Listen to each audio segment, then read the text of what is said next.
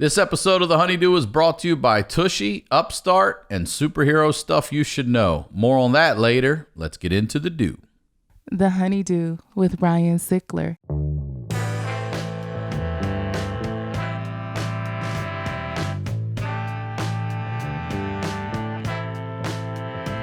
Welcome back to the HoneyDew, y'all. We are over here doing it at the Night Pants Studios. I'm Ryan Sickler, as always, ryansickler.com. Sign up for the email list.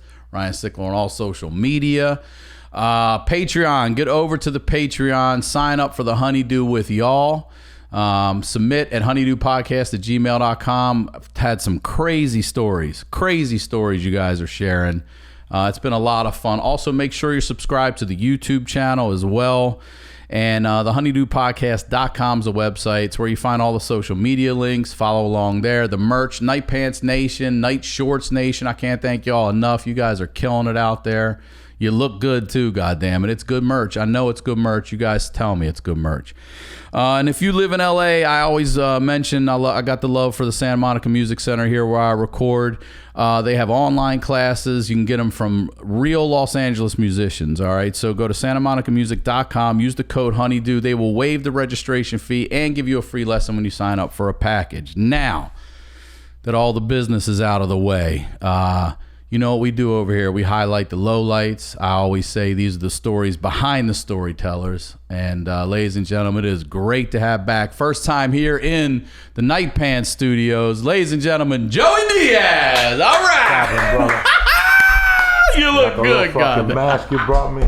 So the Podcast Association has no beef with us. None. We're fucking doing our thing. Number one, I want to thank Jimmy Seafood in Baltimore, fucking straight up gangsters. John Menadagas, shout out to Jimmy Seafood, Baltimore. Chowder. They sent me the dip. I had the crab cakes yesterday.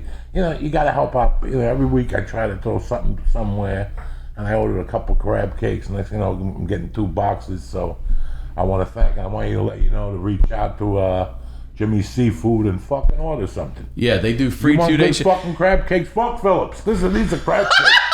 Philip and his brother can suck my dick, okay? It's Jimmy Seafood when it comes to crab cakes. End of fucking story. And don't let me see ranch around the fucking table and ruin my afternoon. You filthy fucks. It's so good. And people say, how much does he pay up? Nothing. He's a friend. We've gotten to be friends all because of the Rogan podcast. That's it. He sent me a package. I'm like, this guy... And I do my shows there now. It's a great family business. If you're looking for the best seafood, crab cakes for sure in the country, Jimmy Seafood, Baltimore, Maryland. All right. Tell me, pull that mic up because that visor, you sound a little quiet on that visor. So. I'm all right. There you go. Tell me about your new Patreon. I wish I would have had one of these when I was snorting coke outside. You could fucking... just put it around. Forget the Patreon. Let's get to the fucking story. All right, Patreon. So last time we sat down, it was the worst year of your life. We did all of 1984. So let's just start wherever, January 1985. All right, so when we left off last time, I was pulling out of the hotel with Mr. Terranova, and the drug dealer Joel was pulling That's exactly in, right. And I pulled out, and this is story. This is funny because I was talking to Theo Vaughn about it. What the fuck is wrong with me? What happened was this. Mr. T was a good guy. He was one of my high school teachers, but great guy. He had gotten clean. So when I saw him, he's like, look at the fucking shape of you. You look fucking terrible. You got to go to a rehab. You got to get it together. He goes, I got a friend that runs a detox. So I go, all right. Let me think about this. So I owed so much money. I was in so much trouble. I go, how bad would a detox be? For 10 days. I go in there. He goes, they'll feed you. They feed you like a fucking king. You'll love it. So as we pulled away, I had, $2,000 maybe. And we were headed to the detox. It was New Year's Day. I get to the detox. I got a 2-week waiting period. Why? Because everybody gets clean on New Year's Day. People went right from the fucking boozer straight to the fucking detox. You're either going to the gym or detox. It looked like, I swear to God, it was like fucking Corona. It was like people were walking past me in stretchers and shit. Like, that's it. They had had enough. They were out. Like, they I walked in. They're like, you walked in. Look at these guys. They're fucking people are like swatting flies and shit. I saw him. You know, I was in Colombia. People were fucked up. It was the end of '84. So he goes, why don't we do this? When can you get him into the detox? And the guy goes, I don't know what day it was. He goes, I don't know, maybe next week one day. Leave your number and we'll definitely put him on the priority list.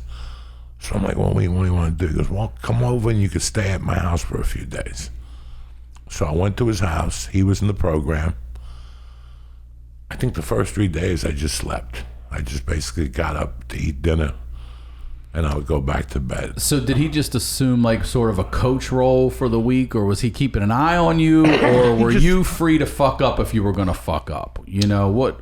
You know what? And he had 2 kids at the time, like 4 and 2. Wow, and he let you stay? And his wife. That's and nice. They had a bedroom upstairs. It was a little bedroom. And I just stayed in there, like with a blanket I brought and a pillow, and just shivered for a few days. Like I was just shaking, not from the detox of the drugs, but just of what I had been through for those 5 or 6 months. You know, I had been through a lot. It was like 7 months of getting pounded, like just getting pounded, like people are right now. Yeah. Like right now, it's 6 or 7 months, people are getting pounded. You know, on top of COVID, they lost their job, their mother-in-law died, Can't go they to lost funeral. a house. Yeah. You know, Yes. It's one of those type of years where you just sleep for 3 fucking days. So I basically slept, and he goes, listen, the guy called, he'll have a bed for you in a few days. And then we were talking, and something happened where he said, you know, I can't fucking believe it. I'm kind of light on the mortgage. And I go, how much are you light? And he goes, like 8 bills or something weird. I go, why don't I give you the 800 and just detox here with you? Because he was already taking me to meetings, you know. So I started going to meetings with him. Fucking hilarious. What, the shit you're hearing at the meeting? By the 4th day, I was already shaking for a line. Emotionally, I was beat up. And I'm going to these meetings, and these people, you know, a meeting in Hollywood and a meeting in New Jersey is 2 different stories. I gotta imagine. I was talking to Theo that when you go to a meeting in Hollywood, everybody's like, you know, huggy duggy. I remember people getting insulted in the meetings in Jersey. Like some guy comes in like, yeah, when I drank, I used to drink like a bottle a day, and people are like, a bottle a day, go fuck yourself. You fucking pussy. I would walk into a bar and tell the bartender, give me the bottle, no ice cubes. I didn't even drink fucking ice, you fucking pussy. See, they told me right away, first off, if you want to come to these meetings, you gotta smoke. If you're gonna be sober in these meetings, it's not gonna work unless you smoke. Cigarettes or weed? Okay. Cigarettes. They're like, you might as well start smoking now. So I tried it, but by then I was still an anti-cigarette. I was like, I can't do it. And then I figured, I went to like 2 weeks of meetings, maybe a week of meetings, and Miami Vice was coming back that Friday night. And I made up a story. I go, listen, Friday night, I got to do something. I got to go see a guy about a fucking job. He's like, job? I go, yeah.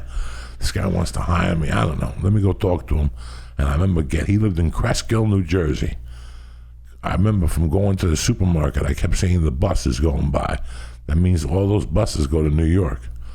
So I ran up to the corner. It was fucking freezing. I ran into the city, got a nickel bag of weed. Like I hadn't smoked in like 9 days. That had been the longest ever since I started smoking. And I remember it was freezing out, and rolling the joint on the platform at Port Authority on 81st Street. It's outside. Yeah. You're outside. Yeah. There's no fucking, you're outside.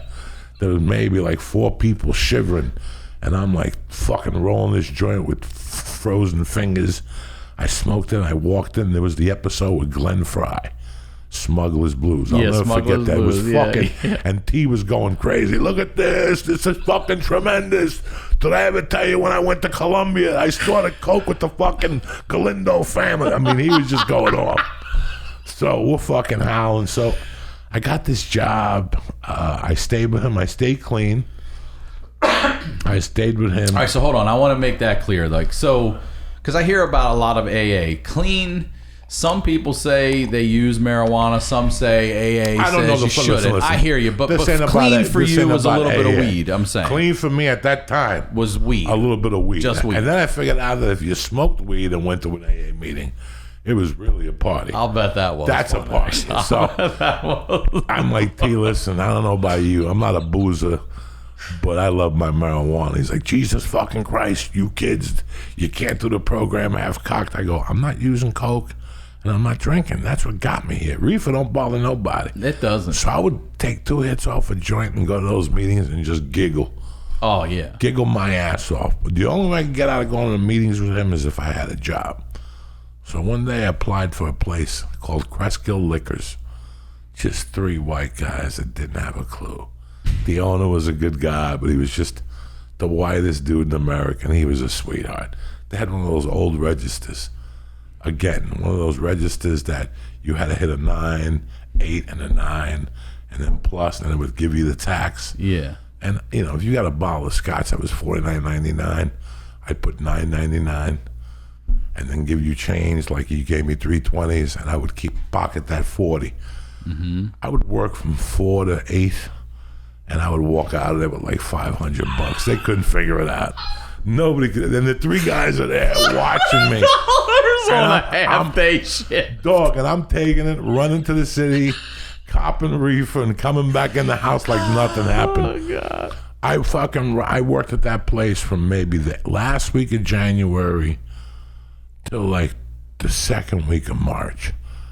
And then one day I came in and they were like, listen, we figured out what you're doing. Whenever you don't work, we make money. Whenever you work, we get 0 profit. We couldn't figure it out. We finally figured it out. You're fucking fired. How'd they figure it out? Because that's the time they figured it out. That there was a huge gap. Yeah. Every time Only I on your worked, they were days. always $400 lighter than any night I worked. And they couldn't figure out, like, it behooved them how I was doing it. I was doing it to the register, you stupid fuck. Right in front of them, I was doing it. And they'd be looking at me, and I behooved them. And then later on, I'd pay. I do the math in my head. I had the math counter, how many 20s I was taking. And I go, I got 180 coming to me. I just take 180. And then another guy would come in. Let me get 2 bottles of this kind of whiskey. The $300 order. I charge $30. So if it was $330, Yeah. I would do the math in my head. If it was $330, I'd charge them $30, and I'd take $300 right off the fucking top. And they figured it out. Now I'm on suspension this whole time from a bartending job in New York. Okay, I'm on suspension. What is suspension? And I'm collecting. Like, I'm a fucking wild man. I'm collecting and I don't give a fuck, okay? Yeah. Like, you're supposed to collect if you're unemployed. I'm collecting and I'm working and I'm stealing with 2 hands. Like, that was all part of the fucking deal. Like, I'm collecting, and those are the days when you went down there and they gave you $4.50 cash or whatever the fuck they gave you. They give you cash in those days. You got to go to a window. It was right down the corner from Kentucky Fried Chicken, and it was called Geno's. It's Kentucky Fried Chicken and Burger King or something put together. It was a chain in the 70s. Okay, so Geno's was Kentucky Fried Chicken and my something. father worked at Geno's. It Geno's. was Gino Marchetti's restaurant. Something crazy. The defensive end, number 89 for the Baltimore And what Colts. was it? It was a Kentucky Fried Chicken. It was like burgers and chicken. Yeah, Chicken, it was yeah. absolutely. So I think more of the burgers though, more but of the whatever. burgers. Geno's was his. I didn't know they went up to Jersey. Well, this chain was in Jersey. They were yeah. a fast food chain. And so I was doing all this shit. And I'm still on suspension from New York. And one day T says something to me. T goes, listen, my wife knows you're getting high. And that wasn't the deal. You got about a week. You know, he didn't say it in a bad way. Mm-hmm. Like, he loved me to death. I just needed to go. So I picked up a little studio apartment in Tenafly, New Jersey. All right? I got fired from that fucking job. And I don't know what I did. I was just banging around the city all day. I had a little money put away, a couple grand, maybe $1,000. And I would just, just walk around the city. Go get a bag of dope, maybe apply for a job. I didn't really know what the fuck to do. So I went back to what I usually do, stealing. So I'm living in Tenafly, and I'm living in a house. It's what's the shit you got today, Airbnb? Yeah, Airbnb. This is like an Airbnb. Yeah. A woman lived in the house. She lived downstairs. Her sons had moved out, and she had 3 spare bedrooms upstairs. So she rented it to 2 guys and a chick. You never saw the chick. The other dude was a Cuban dude. So we would talk from time to time, me and the Cuban dude, whatever. And one day I'm leaving and the son comes home. The son comes in, he's like, oh, you living with my mother? I'm like, yeah, how you doing? My name is Nick. I don't know what his name is, okay? We start talking, and right off the bat, the guy's like, I'm making this squat today. You want to come with me? Like, this is only shit that happens to me. You know what I'm saying? You've never seen this guy? Never seen it, but he thought I was cool because I lived in his mother's house. Yeah, right. And I remember, like, you weren't allowed, like, the rule was you weren't allowed to use the kitchen or watch TV when she was, you know, that was part of the thing. As soon as that bitch left, I was on the phone, calling long distance. I'm watching cable. I'm making sandwiches. I had no respect for nothing. God, right. Like, there was nothing I had respect for, like nothing. So me and her son, like, this is after I'm there like 3-4 weeks. It puts you like maybe March. Me and her son go out, and he tells me about this car. He's going to go look at it. It belongs to a bookie, some shit. And we bust into the fucking car. And there's maybe $200, but there's jewelry. We split the yardstick and we split the jewelry. Okay? I go my way, he goes his way. I got a guy in the fucking city that I go in there, no ID, he melts it. It's worth 80, he gives you 65 with no ID. What do you want to do? You want to take gold? You want to take the 80 with an ID? Yeah, I'll give you 65 and I don't know nothing. Yeah, that's right. I turn the camera off. What do you want to do here? Give me 65, turn the camera off. Is it gold? Is that what it was? Yeah, it was gold. It was like a gold watch or something else. Well, fucko takes it to a real pawn shop. They do a police report on it, and 3 days later, I'm in my little house eating a bologna sandwich, scratching my nuts on the lady's in bed. His mom's house. Watching TV. Not your house. Yes. You're in his mom's house. I'm on her phone, sniffing her bras, you know, fucking. And all of a sudden I hear, and is Jose here? Yeah, I'm Jose. Can you please come out? You're under arrest for possession of stolen. He got pinched, and he ratted me out. So now that, like, what'd you do with the jewelry? I go, what jewelry? I knew my jewelry wasn't going to be found. I knew that jewelry was melted. Gone. That was on some Greek guy's hand already. That was done.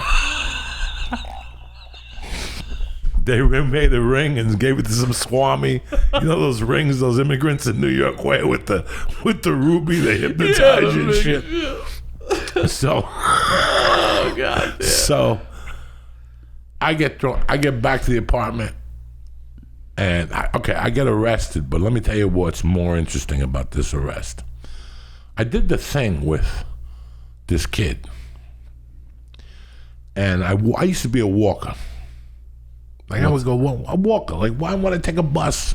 I see. Let me walk. It's a beautiful day. So I was in Tenafly, and I don't know where I walked. And I started walking that same fucking day. As I'm walking, I look over and I see a kid raking a backyard. And I know this kid. He's not, we're both, he's from a town called Cliffside, and I'm from North Bergen. We met in summer school, my freshman summer. Okay, and I stayed friends with him, but very distantly. Now we were old, I would bump into him in clubs in the city. I see him raking there, and I go, George, and he turns around, he goes, what the fuck are you doing up here? And I go, you know me, I'm casing stuff. Huh? And he starts laughing. Researching. You know? Yeah. And he's like, how you doing? Nothing, how you been? Blah, blah, blah. So we start talking, one thing leads to another. He's telling me he's a gardener and he works for his mother part-time. So we get to talking, and he writes down his number. And he goes, call me, man. I go, fuck, I'll call you. I'm looking for a friend, thank God. So I go do something, go get weed, and when I come back home, that's when they knock on the door, the cops. So here's the funny thing. Whatever I went to do, whatever mile I walked, was to get something to eat, and then the store was closed or something. I can't remember my memory, And I walked back and I was still hungry, and that's when they arrested me. And they took me to wherever they arrested me, but I had a warrant from my first pinch for possession of stolen property. Okay. So here I'm getting arrested for possession of stolen property. But you're getting arrested only on this dude's word that you did this with him. It was a Uzi case. Okay. They asked me where the jewelry was. I said, I don't know what you're talking about. What jewelry, yeah. They go, if we go into New York, all we got to do is make one call and we'll find the paperwork. I'm like, no, you're not. There's no paperwork. Yeah. I know these guys. I spent the $15. Yeah, I spent the 15. That's You're right, not going to find it. So they took me to the Tenafly Police Department and they realized they didn't have enough evidence. So they said, that's fine. You got a warrant anyway. They're going to get you on that. So we're going to take you to Hackensack. Now it's 6 o'clock. It's 7 o'clock at night. I'm in fucking Tenafly or some shit, Tenafly, wherever they take you. And now they got to transfer me. I got to wait for a fucking... So the cop goes, there's no more transfers tonight. You might have to spend the night here. And I'm like, ain't this a fucking bitch? And all of a sudden the cop goes, I'm not doing nothing. I'll transfer him. So I get in the car with him. He has to take me to Hackensack Police Department to go in front of a judge. There's like 9 o'clock court. We're driving there, and I'm talking to the cop. We're talking. I tell him who I am, North Bergen. He's telling me he's from Fairview. We're talking. Finally, I go, I got to ask you something. He goes, what? I go, bro, I haven't eaten in like 10 fucking hours. He goes, they didn't feed you dinner all day? I go, no. He goes, I don't know what to tell you. I go, listen, can you do me a favor? I go, you got my paperwork there. You know who I am. You got my fingerprints. I got handcuffs on. Where am I going? Can we stop at Chan's Dragon Inn? This is my favorite Chinese restaurant. You don't even ask for fast food. I go, we're gonna drive. I go, we're gonna drive right through it. The cop looks at me and goes, he goes, you go to Chan's? That place is fucking filthy. He goes, I had to do a stakeout there one night. There was supposedly there was a guy who was robbing safes. So we pinned it down to what area he was going to go. So we all did a stakeout there one night. When they turned out the lights, we thought there were people in there. We turned the lights on. There were rats. Oh, my. That's how big they were. He goes, I'm not going in there. I go, I don't give a fuck if they got rats. You got to go over there and get me some pork fried rice and an egg roll. And the guy actually stopped. We walked in there with my handcuffs on. Yes, I did. I had him behind my back. He switched into my front. I ordered it, and he let me eat it in the back of the car and then throw it away. And then he put the handcuffs in on my back, and we went, and I owed him a solid. Because I had a get-out-of-jail card in my wallet. I knew a lot of cops. I was dropping names and shit. So the guy's like, okay, you're legit. So we get to the fucking thing. That was completely crazy, 9 o'clock court. Night Court was a great show back in the day, but that was a real thing. That's a real thing. New York, I didn't know that. It used to be till like 2 in New York. Really? 2 a.m.? 2 a.m. I had no idea. You're making bail at 1 a.m. Fucking tremendous. So you're going up in front. Are you actually in a courtroom, or are you in like an office? They take me into a cell first. Okay. They take me into a cell first, and then they go, Diaz, upstairs. And when I go upstairs, I'm sitting there handcuffed. And they go, hold on 1 second, you're next, but they got to bring this guy in because they got to take him to the hospital. I'll never, ever forget that. They propped this motherfucker in. Like, they propped him in. He walked in like Jesus. Like there was a trail of blood behind his leg. You think I'm fucking kidding you? They propped him up, and it's like, guilty, murder, whatever the fuck. 30 days, whatever. I don't know what he got. I don't know what he did. I know that there was a line of blood following him. Like they had thrown a tremendous beating on him. They shot him, but he was answering, you all right? Answer the fucking judge, you fucking... The guy's like, yeah. They like hit him right there again with the stick. And I'm like, damn. So I got nobody to call. They go, Mr. Diaz, because I made bail, but what I didn't do was complete the program or some shit. And that's why you got the warrant? That's why I had the warrant. Yeah, I had a cousin that had some unofficial... He goes, listen, just go to the 2 days of this thing. You're going to go here, we're going to go. There's no bail, you're remanded. It's fucking 11 o'clock. Where am I going to go? I just got thrown out of my house. The cop said the lady was going to put the bag out with my stuff. I'm like, God damn it, I got to go all the way to Tenafly, get my bag of clothes. My bag of clothes. Right. Not even a suitcase. So I went in my pocket, and I found George's number. And I go, George. He picks up the first ring. 201-943-2629. Wow. 1985, baby. That's the memory on Uncle George. Ask me what I have for lunch. You'll throw me off. It's like Jeopardy. It's like being the dumbest guy on Jeopardy. But ask me what somebody's number was in high school. I still remember it. So I called that number's about to get called like a motherfucker. It's done. Oh, they it's can't. done. Yeah, they canceled it. They fucking, he answered. And I go, George, I need a big favor. You got to take me to Tenafly to pick up my clothes and drop me off on a hotel on Route 4. I was in and out of those hotels. I knew them 44 a night.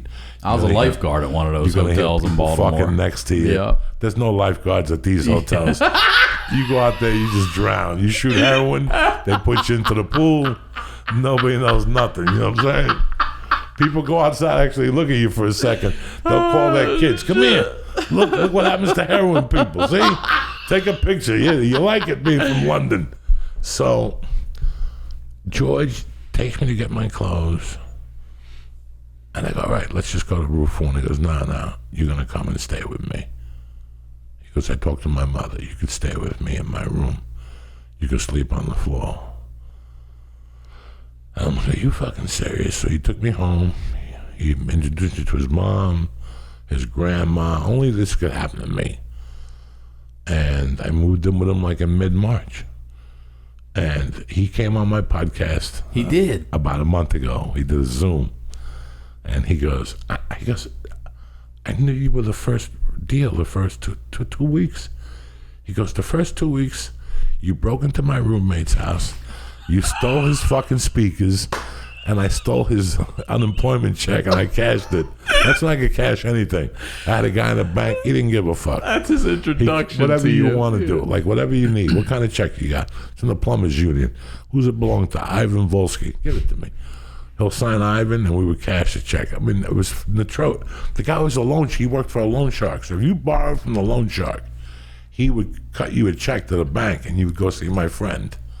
So I move in with George, and they spoke Spanish. They were from Panama, and we just talked. And at night, I'd stay in with his grandma. I was clean. Mm-hmm. I wasn't doing any coke. I was smoking reefer, but I wasn't drinking, nothing like that. I didn't have a girlfriend.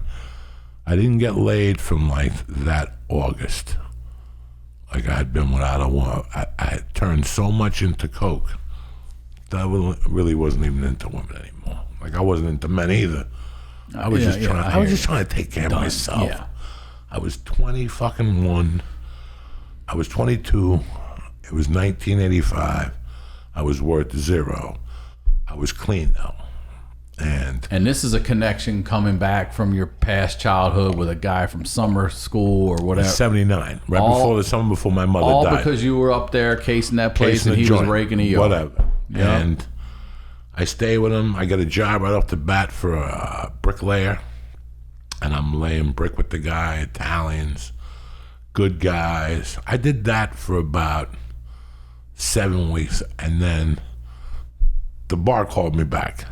Oh, suspension a friend was of mine lifted. Called a friend of mine and said they want to meet with you. This is a very like official bar shit here, right? It was the Sheridan Center. Oh, okay. On 52nd and 7th. Okay. And I was under investigation for theft.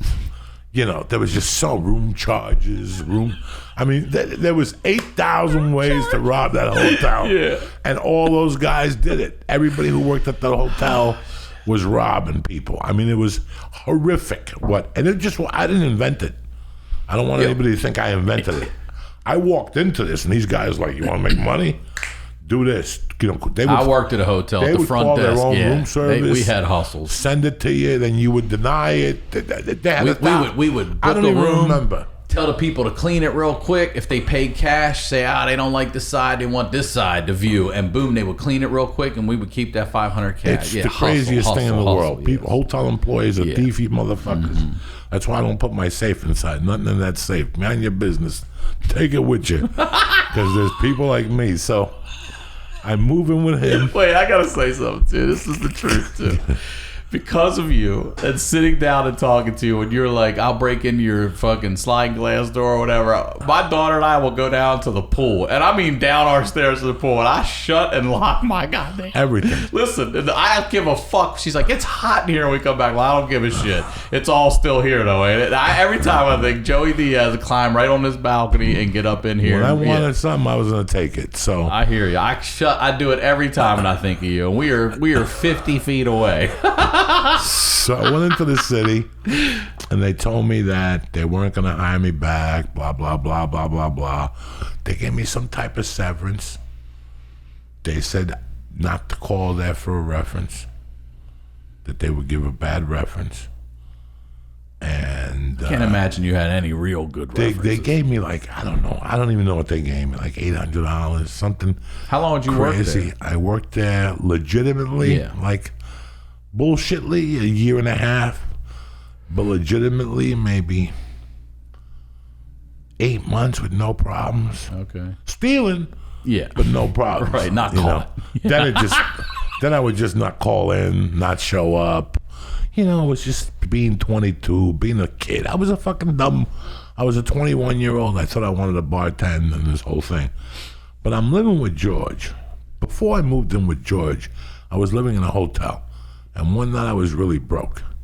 And I went across the street. There's a string of gas stations, right? So I'm living with, before I moved in with George, I think it was before I got the apartment with that lady when I was looking for the apartment. I stayed in Fort Lee for a while because it's closer to the city. Fort Lee? Fort Lee, New Jersey is right across from Manhattan on the bridge.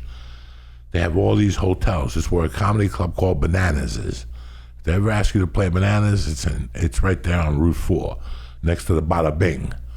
That's why people go to Bananas, because they go to the Bada Bing. So I don't think it's still open. It doesn't matter. But one night I was staying at that hotel, and I was hungry one afternoon, and I crossed the street to the gas station, because that's how much money I had, and I saw a for help sign.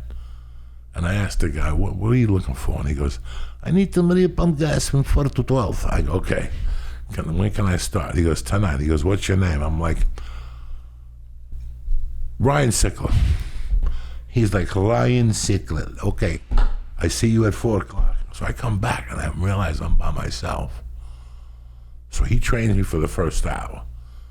In Jersey and in Oregon, they pump gas. Yep. Still, right? Isn't it Still. illegal to pump your own gas in Jersey? Yeah, so That's crazy to me. You got to pump gas. That's Oregon still, too? Yeah, I don't know. I'm But it not is going still to Oregon Jersey in for a while. 2020. I think in Oregon, they're just lighting people on fire Yeah, right you're now. right. They got They're not bigger pumping problems. gas. Don't They got worry bigger about problems.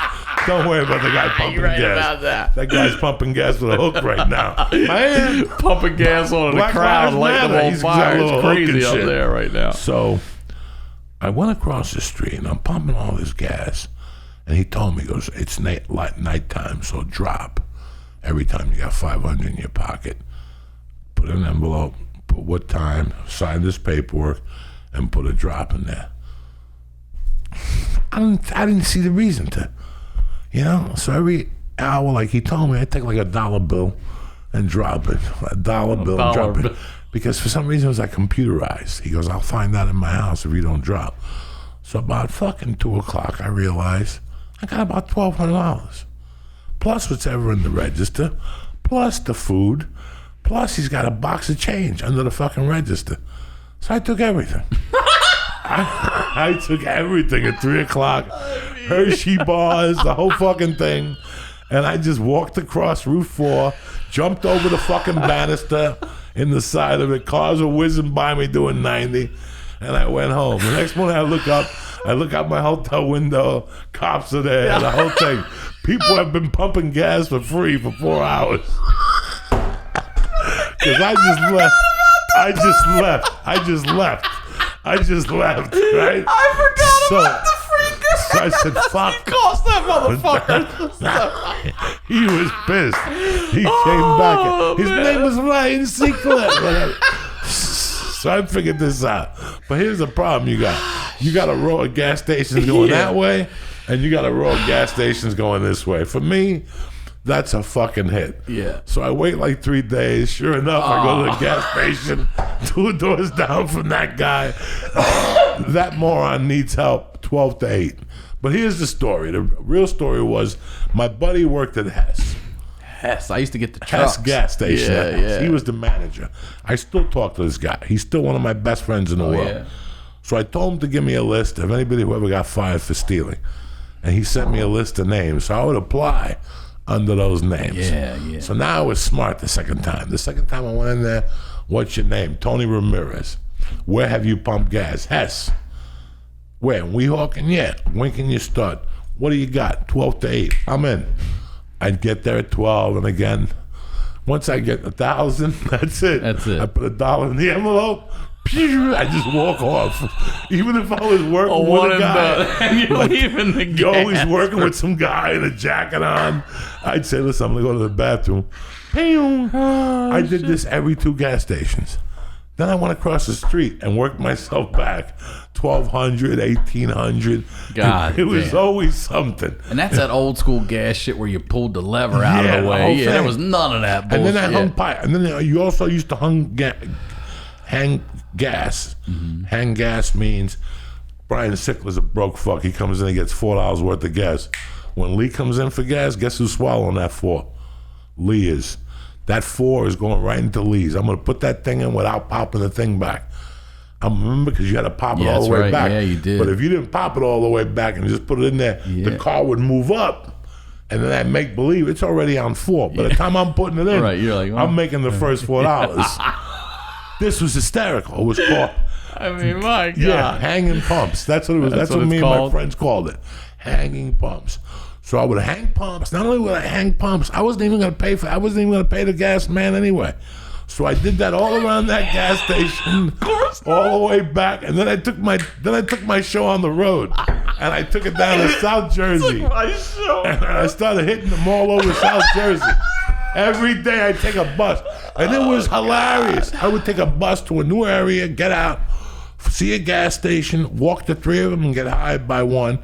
I'd go somewhere, eat, and stand there like an asshole for 6 hours until I had to go back at 4 to train, because they take, can you start today at 4? Fuck yeah, I'll start today at 4. And I'd get back there at 4 o'clock. I'd pump gas till 10. I'd be working with some guy. Can I go to the bathroom? Yes, but hurry up. We're not running a charity here. All right, yeah, good. And I'd just go. Sometimes I'd call George. I would call George, and I go, George, meet me there at 10 after 9. Why 10 after 9? Just be there at 10 after 9.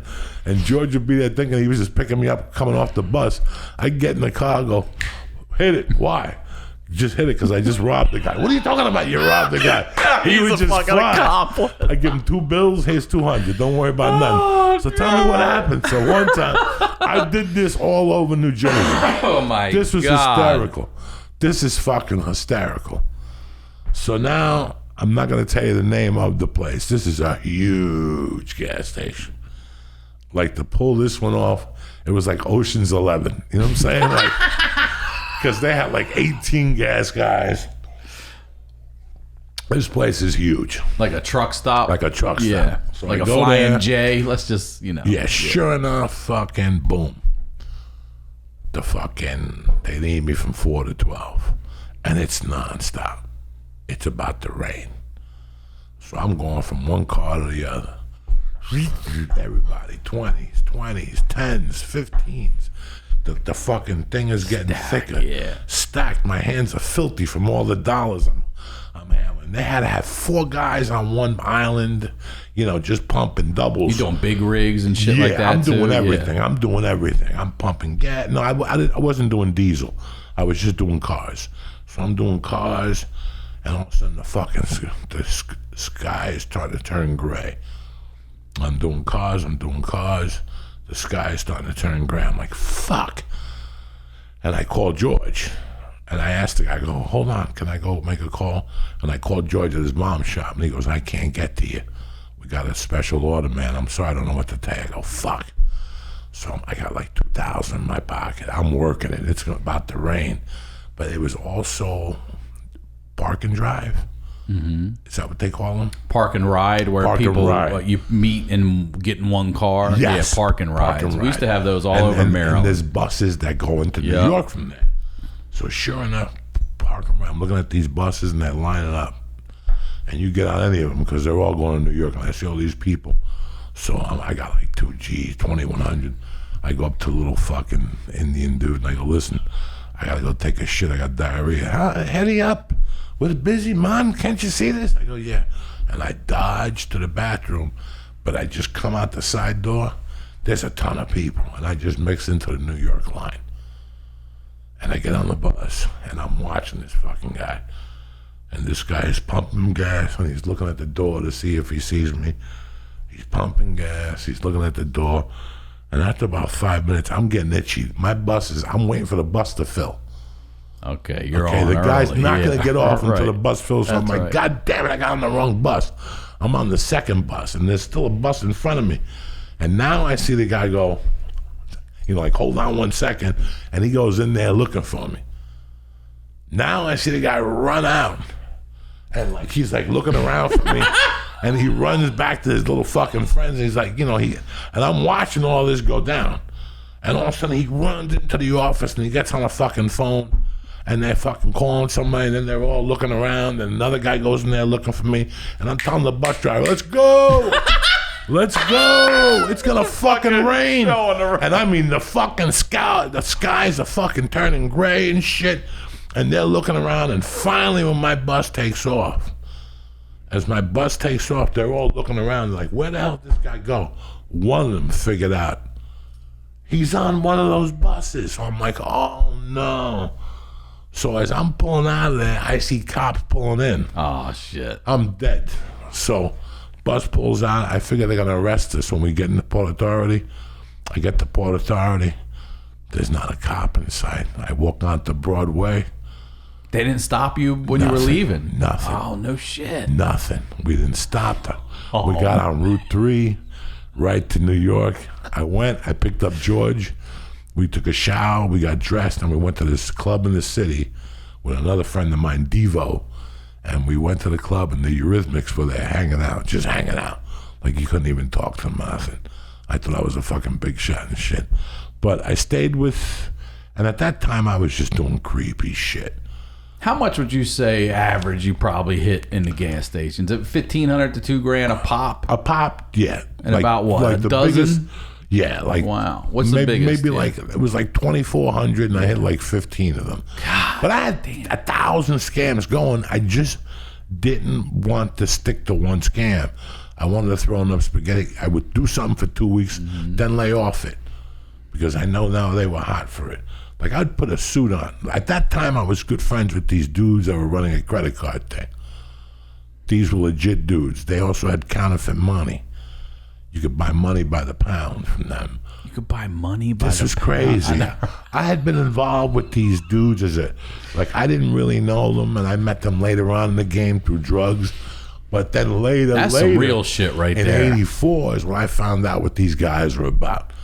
And when Ryan Sickler orders a credit card, they had it so wired that the guy who makes the credit cards would make 2 credit cards. One for you in your name and one for them in your name. I mean, it was crazy. It was this corrupt. These guys had tapped into so much corruption. Yeah, that is. They were into traveler's checks. They were into credit cards. Anything forged. IDs, passports. $500 got you a birth certificate, driver's license, social security card, and an insurance card for your car. For your car, a fake insurance card.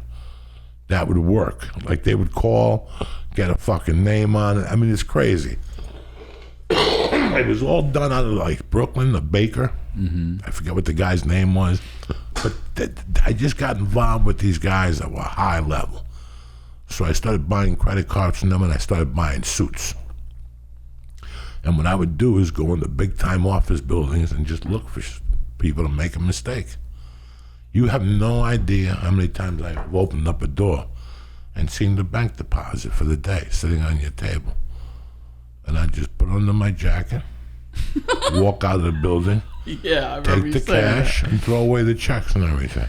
Okay, so during this time, you're 25, you say? roughly? No, 20. I'm a baby. I'm 22. Okay, 22. Are you looking to, outside of that bartending gig, are you looking to really work anywhere, or are you just hustling and survive? I'm looking to get a payday. But do you know where you want to go? I'm back to Colorado. You're going to go back. This time I'm doing it right. I'm going to go to Colorado Springs and work myself up to Aspen by November. That was the plan. Okay. And all of a sudden, I'm doing all this illegal shit. And it's the beginning of June, and I got a call from a friend of mine. And he says, they're looking for you. Did you do some phony insurance scam? And I go, yeah. He goes, the lawyer's got a check for you. And I go, come on. What? And they're like, they got a check for you. Call the lawyer. So I went in the yellow pages, got the lawyer's name. I called him up. I go, this is Jose Diaz. He goes, yeah. I got a check for you. Yeah. Come to my office and get it on Friday at 1. It was probably June 29th. Mm-hmm. It was a Friday. And I went to his office. He told me to be at his office like 2. I was there 10 to 2. I went in. I did the paperwork. When I looked at the check, it said 18 grand.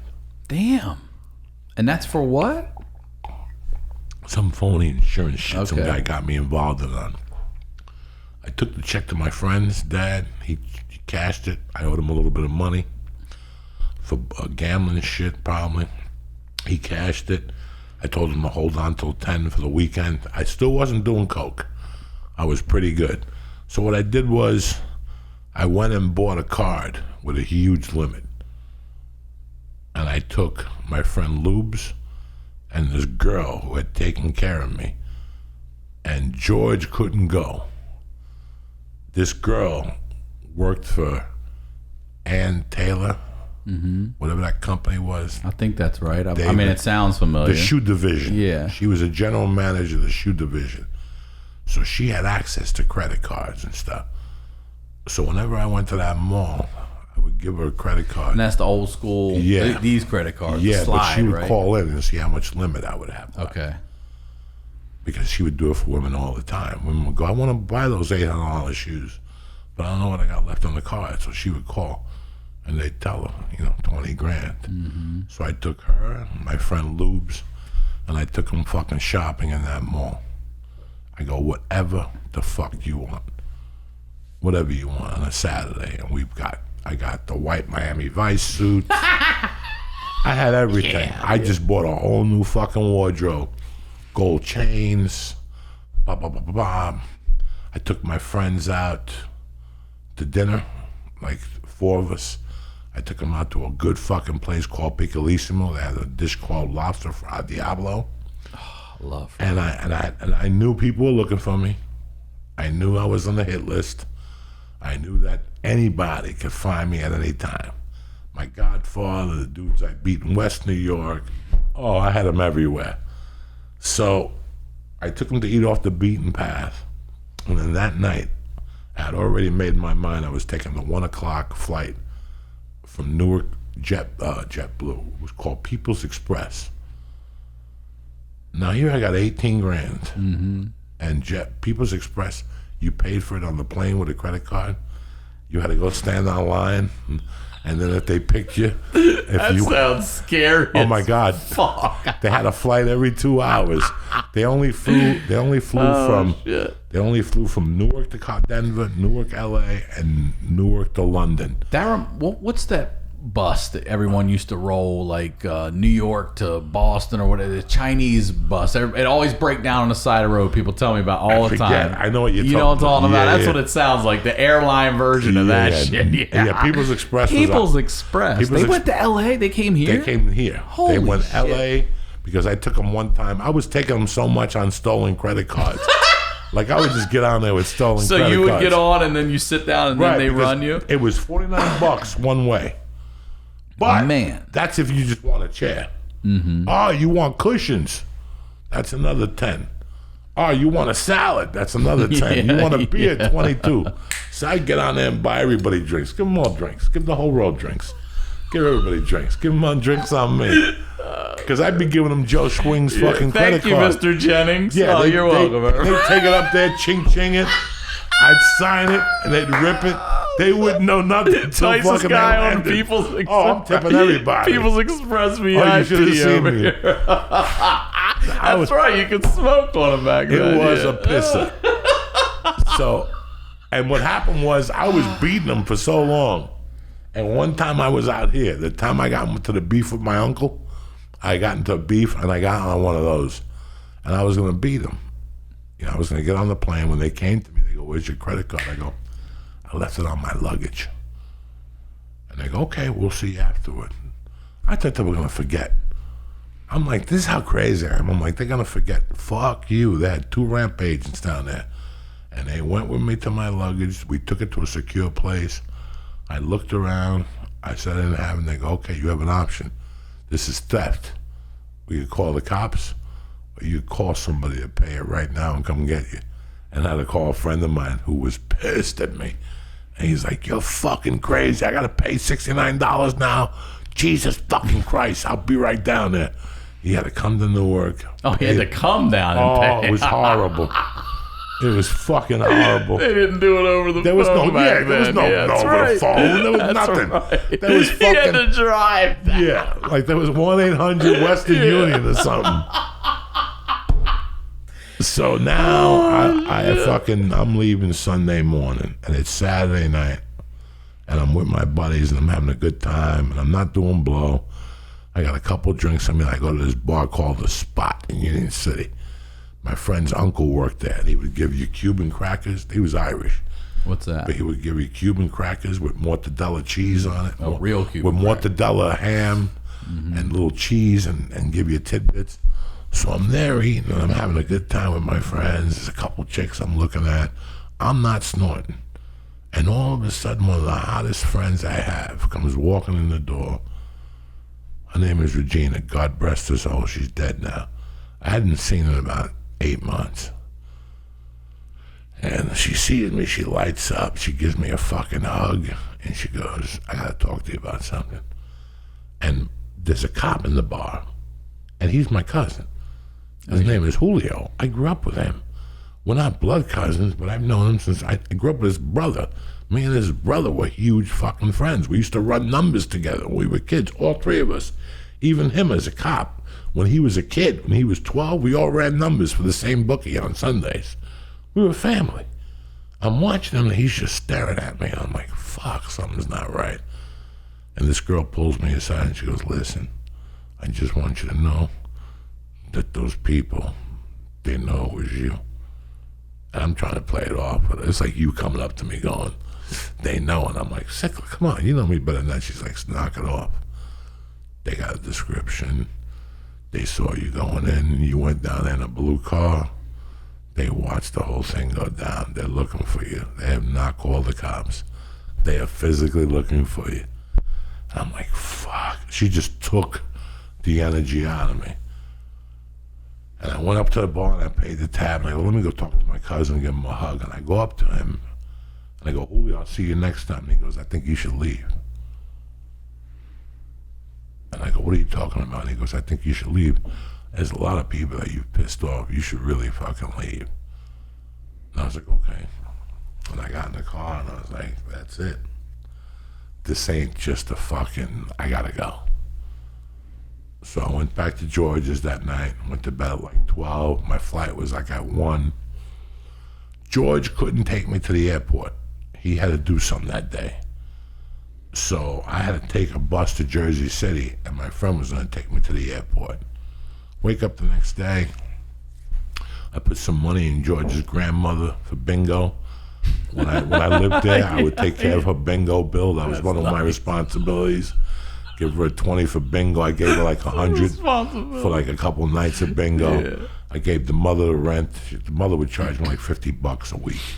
I gave the mother like $100, and I think I take a cab to White Castle on 88th Street because that's where the bus came for Jersey City. I got my military bag. I got my shorts on, and I'm free, man. I'm ready to go to fucking Colorado. Holy shit. This has been 18 months of pure fucking hell. I'm going. And all of a sudden, my bus pulls up. Number one Nunguessers. That Nunguessers is what they call that bowling alley. That's what they call that. That's the number one bus that takes you from North Bergen to Jersey City. But the bus driver gets out. He has to take a piss. He goes into White Castle to take a piss. He goes, shh. The door whips open. I'm sitting out there with my bag, and I hear a motorcycle. Vroom, vroom, vroom, vroom. I don't think nothing of it. It's just a fucking motorcycle. Got nothing to do with me.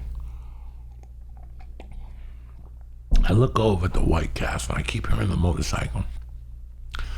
And the motorcycle goes, and he goes around the fucking bus. And he makes a U-turn around the bus and rides up on the sidewalk and comes right towards me. What? And he's, and I'm like, what the fuck? Dirt bike? Yeah, and then I had there was a side pocket. I had a little 32. Is that what they're called? A little 32. And my bag was, it would look like a punching bag. It would look like 38? Yeah, it was 38 a 38 special, that little one. No, the little one. Yeah. It wasn't a 22. I think it was I forget, who the fuck knows. 38 special, I think. It was a tiny one that a friend that I stole, and that's the one I pulled on my uncle in California. That's the one. I still had that gun. I'd never fired it. I'd never oiled it. It was in that fucking thing. And guess what? I was going to Colorado with it. I was just going to take it out and put it in my luggage, okay? So I hear, and the bike is coming towards me. I reach, and it's like a flap, and I just happen to grab the gun. The guy doesn't know I have the gun, but I'm righty. It's in my left hand. It ain't going to do me no fucking good. And he pulls up where you are, and he flips this thing, and it's my godfather who's been hunting me down.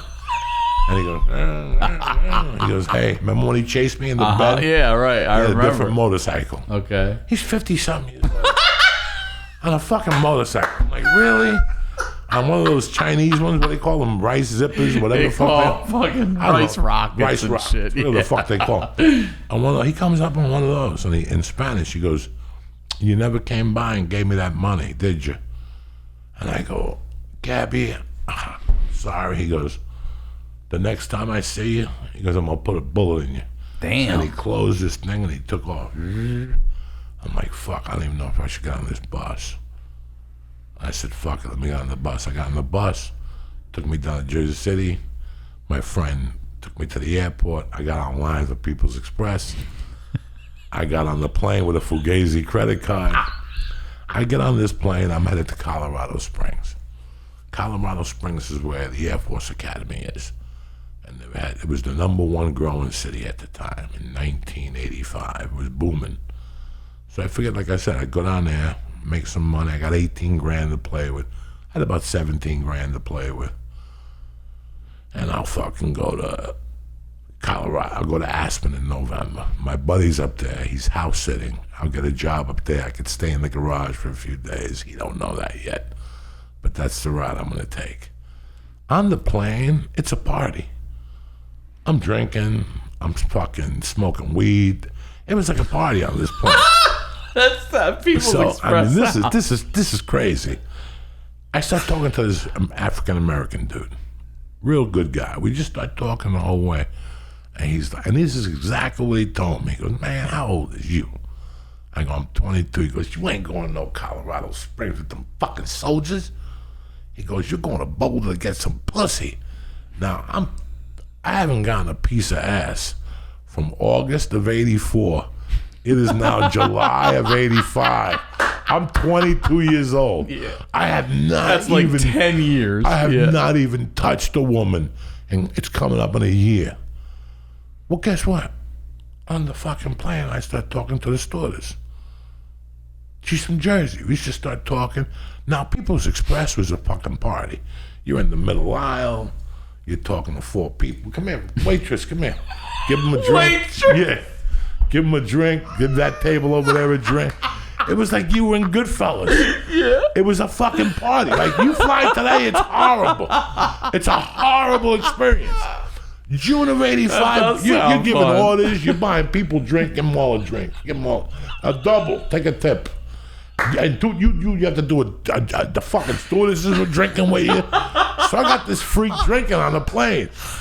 We go downstairs, we get our luggage. Do you know what the stewardess says? She goes, what hotel are you staying at tonight? I go, I have no idea. I don't even know where I'm going. Because the plan was to land in Denver. I think we landed like at 10. I was just going to take a hotel and then take a bus to Boulder the next day and look for an apartment and keep my clothes at the hotel in Denver, rent it for like a week and go to Boulder because he told me to go to Boulder. Bro, I hated Boulder.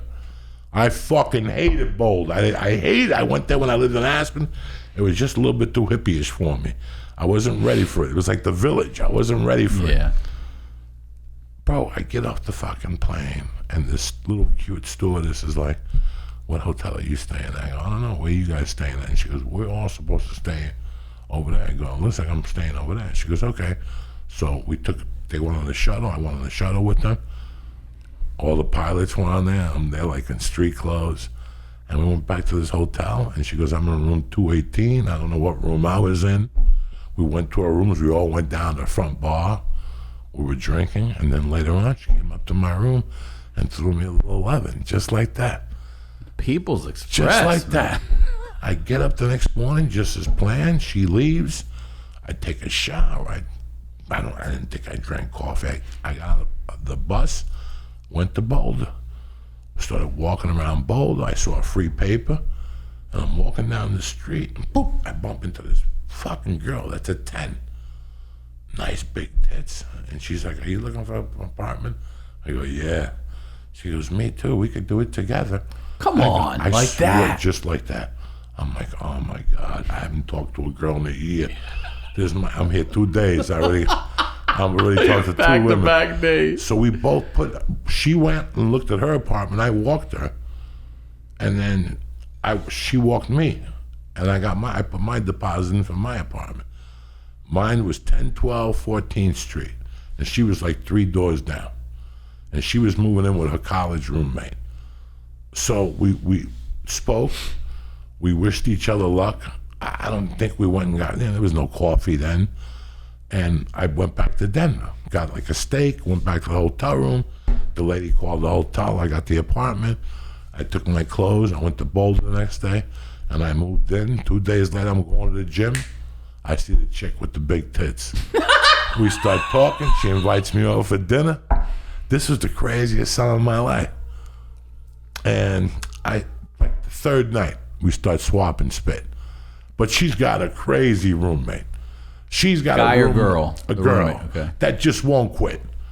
Always cock blocking and just as good looking as this one. Oh, yeah. She would cock block, like come out topless with a thong on, like, oh, I didn't know you were here type shit. Yeah. I'm like, really? So me and this girl, like, this is going on. I'm lifting weights. I joined the gym. It was downstairs. There was a store called Rose's. I would get the rotisserie chicken, and that's all I lived on. Rotisserie chicken, that. Then I had a Japanese roommate. He didn't speak English too good. He's like, I broke. I go, you're broke. Don't worry about it. Let's go down to Alfalfa's. You got a new job. Your name is Kato, and you're going to be my international chef. So I called him Kato, and I made him my chef. And you know how to cook Szechuan beef? He's like, Szechuan beef? Yes, Szechuan beef. You're cooking Szechuan beef every day. Every day I get up, this motherfucker be cooking onions. Oh, you think he could cook, though. Huh? So I had him. I had a white dude for a roommate that played the air guitar. He was in the finals of the air guitar national champ. Oh, you had to hear this shit. He was in the 3 retards, okay? And I had a Mexican dude that just came from Mexico. And he was really like, si, senor. You know, like he was perfectly cast out of a fucking movie. Speedy Gonzalez. So I'm only going there at night basically to take showers. So I start sleeping with the big titty girl. Mm-hmm. So I'm pretty much hanging out with her all the time. I'm lifting weights. And even though I opened up a bank account, I put the 10 G's in the bank and I kept the other 8 just to run with. You know, I pop Kato off at 20 every day. Here's a 20. Go down to Alfalfa's, get some beef, get some scallions, get some nice jasmine rice. You know jasmine rice? I love jasmine rice. I know jasmine rice. I know jasmine rice. All right. Cato, that was his name. So now, so they would have parties at night. Those three morons would like say, "Hey, where you going? We're gonna have an air guitar final." So I'm like, "What, are you kidding me? I'm going next door to get my dick sucked." Yeah, I mean, What's the matter with you guys? And I would come back and they'd all be staring at me like they didn't like me. Like, "You're not part of this house. You're no good." And then the girl tells me about, I go, "I don't know where they get any reefer around here." And she goes, "Well, the people next door from you seem to smoke pot." So one day I just knocked next door. "How you doing, man? I smell some reefer." They're like, "Come on in." I sell reefer. She was like 50, he was like 20. She was maybe 48, the ugliest woman you ever seen. She could stop bird shit midair. If she looks up, the bird shit will stop. She wore little Yoko Ono glasses. She was almost as ugly as Yoko Ono. I'm no Mel Gibson.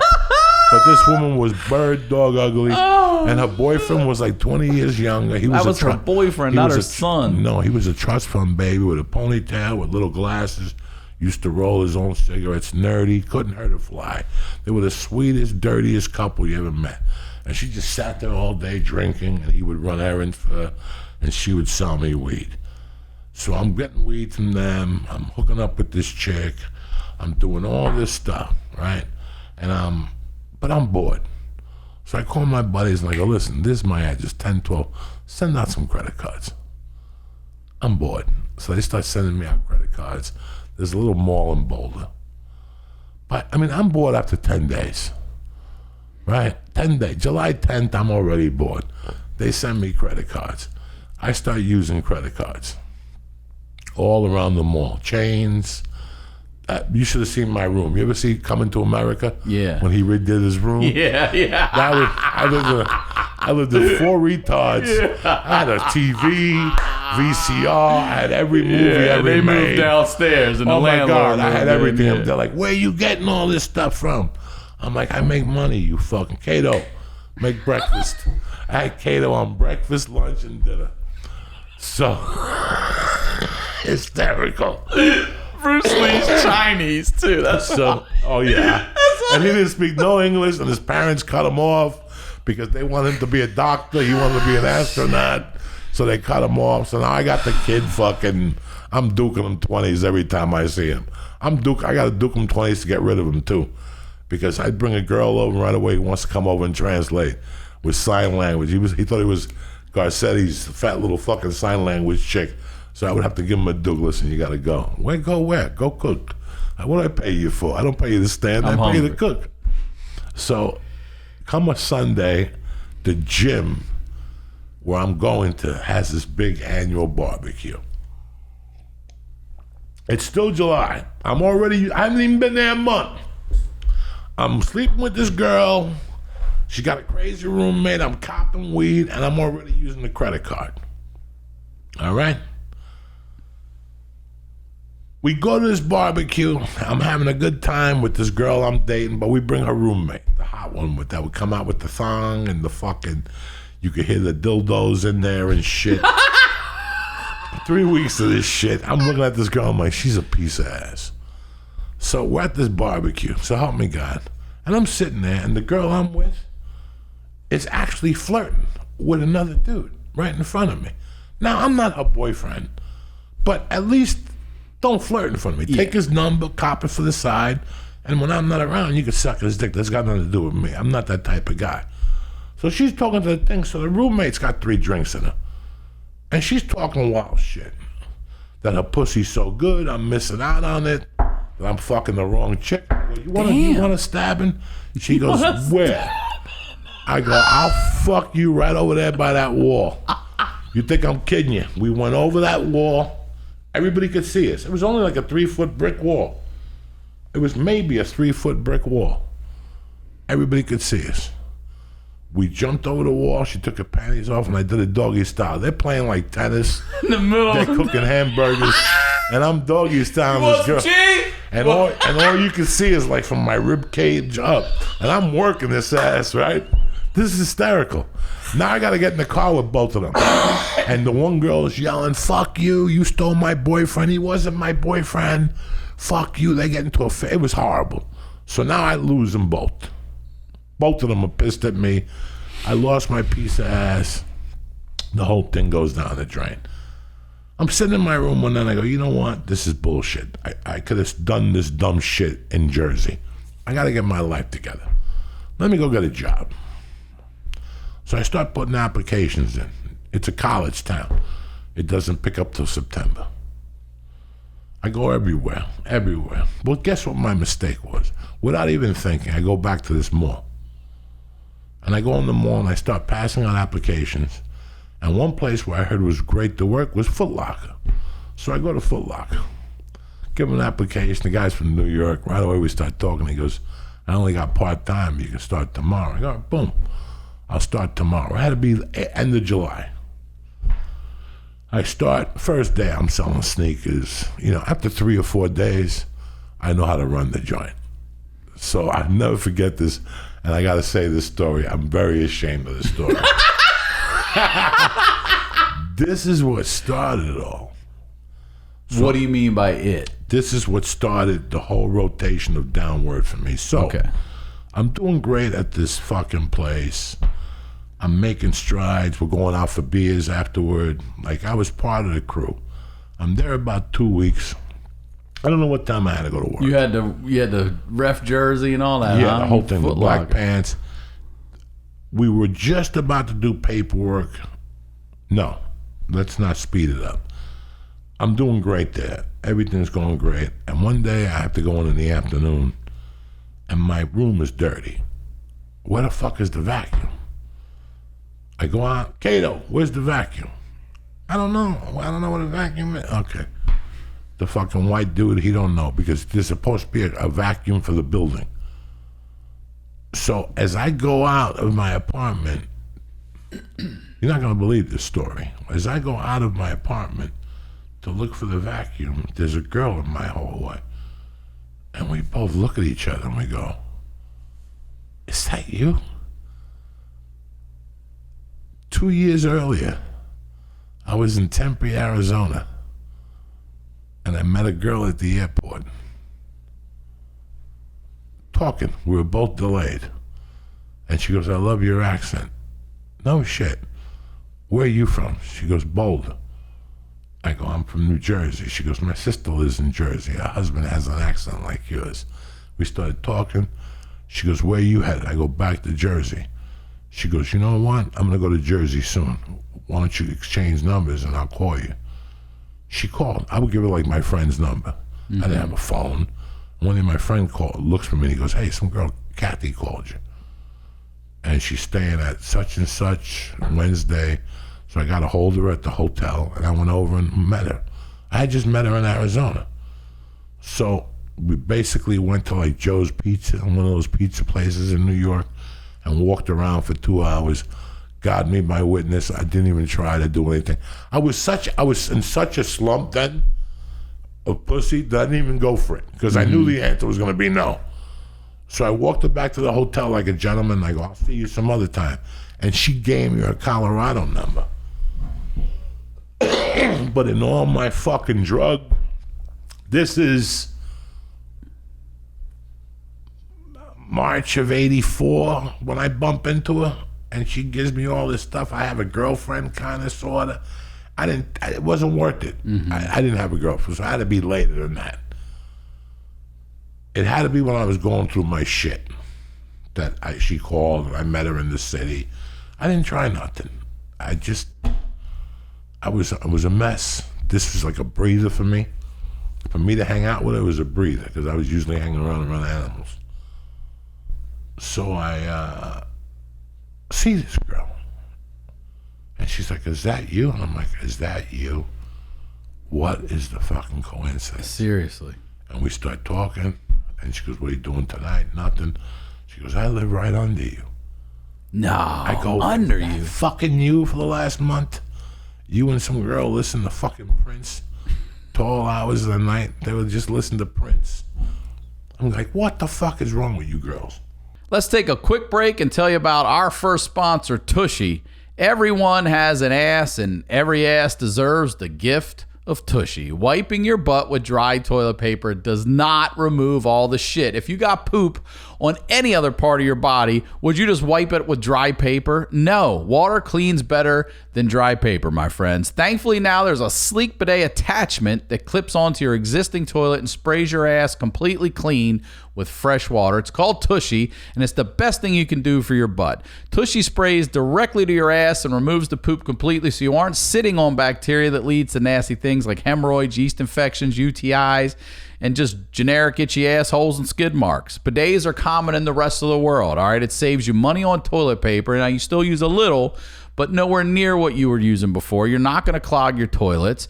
And Tushy sprays your ass with fresh water. It's not toilet water. Tushy connects to the water supply behind your toilet to spray your dirty parts with clean, fresh water. It's the same water you brush your teeth with. All right, wet wipes are worse than toilet paper. They're terrible for the environment. They cause anal fissures, and you don't want your anus fissuring. All right, this thing is only $79. It's fantastic. Every time I go to somebody's house that I know has a bidet, I make sure I sit when I pee. All right, it's fantastic. $79 and free shipping. And they have a Tushy ottoman that helps you get everything out. All right, it's like a sexy tooth or a cloud that helps you poop. And that is only $69. Both of those prices are really nice. Here's all you got to do. Go to hellotushy.com/honeydew. You'll get 10% off your order and free shipping. Upgrading your bathroom does not need to cost $1 zillion. Again, hellotushy.com/honeydew. You're getting 10% off your order and free shipping. Wash your ass.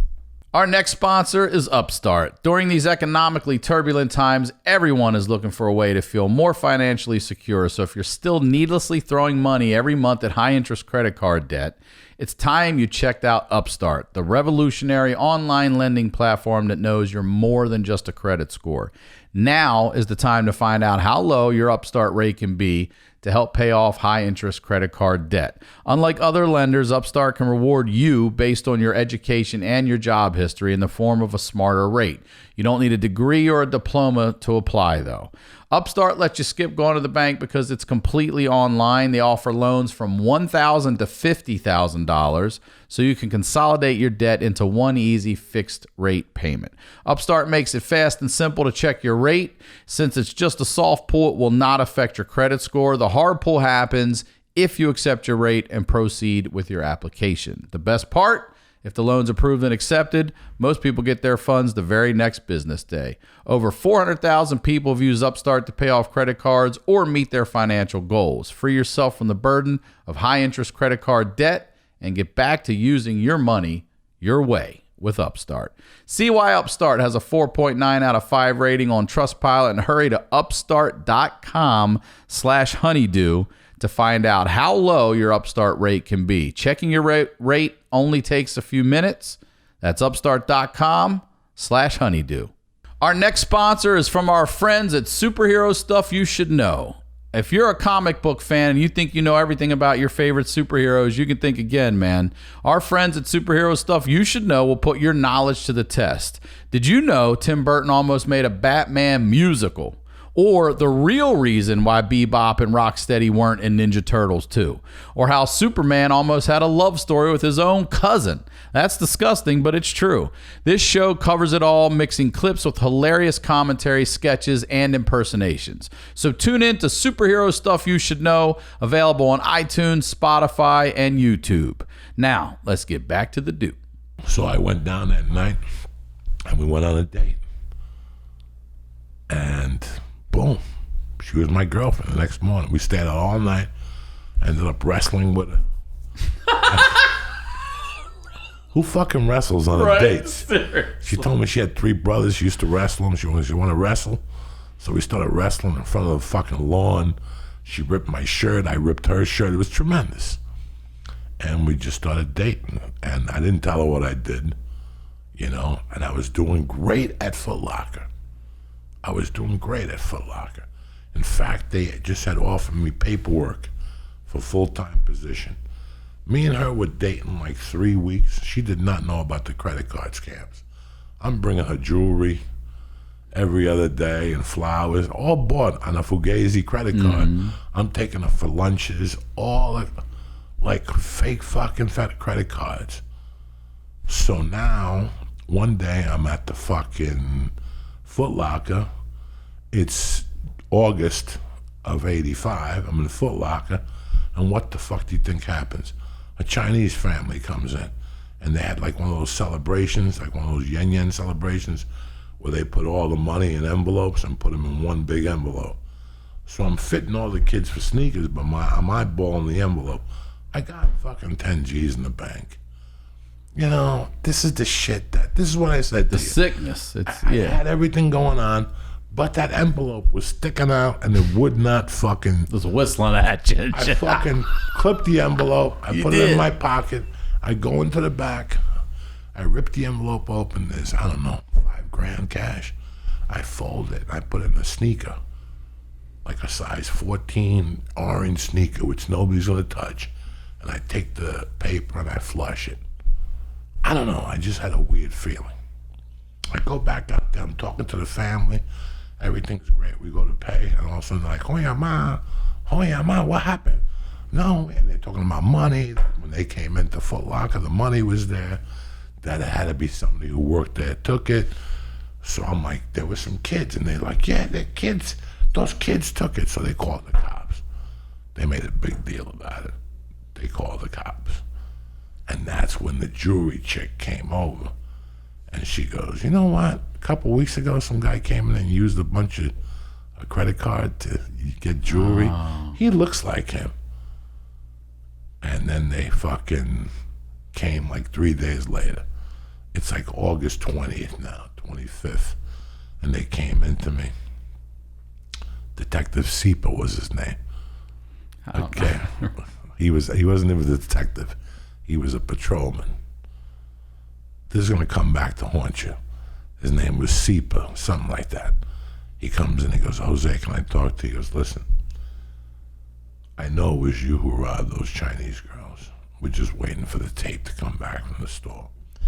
He goes, also, we've passed your picture around. 3 or 4 people recognize you as the guy that ran a credit card scam here. He goes, it was quite an amount you ran up. I mean, I was just buying jeans every day. We're waiting on the footage from the gas station. Bro, they couldn't get me. They were doing all this shit, so they came to see me on a Saturday. Then they came back on Sunday, and they're like, listen, Monday we're going to have all the evidence to come and arrest you. If you do this now, it'll be a lot easier on you. And I'm like, guys, I don't know what you're talking about. That night I go home. They fucking knock on my door that night about 9 o'clock. And they go, listen, we're waiting for the pant sizes to come back. And once we get the pant sizes, we're going to make it, what waist are you? And I'm like, I don't know. You know, I don't know what my waist is. But once they left, I went downstairs and knocked on her door and took her outside. And I go, look, this whole fucking Joey Diaz shit, this is bullshit. My name is Coco and I'm a fucking thief. Yeah, I work at Foot Locker, but I told her the truth. And I gotta leave. I don't want to, you're a sweetheart. You're the first person I've ever had in my life that I don't want to lie to, you know? I don't want to, I'm sick of doing this shit. Yeah. I'm 20-something years old. You're a nice girl.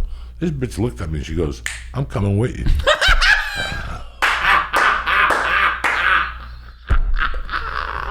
Next morning we got up. I said, pick a spot. She goes, San Francisco. San Francisco it is. Got to San Francisco. Now, guess what I did? I left at 10G.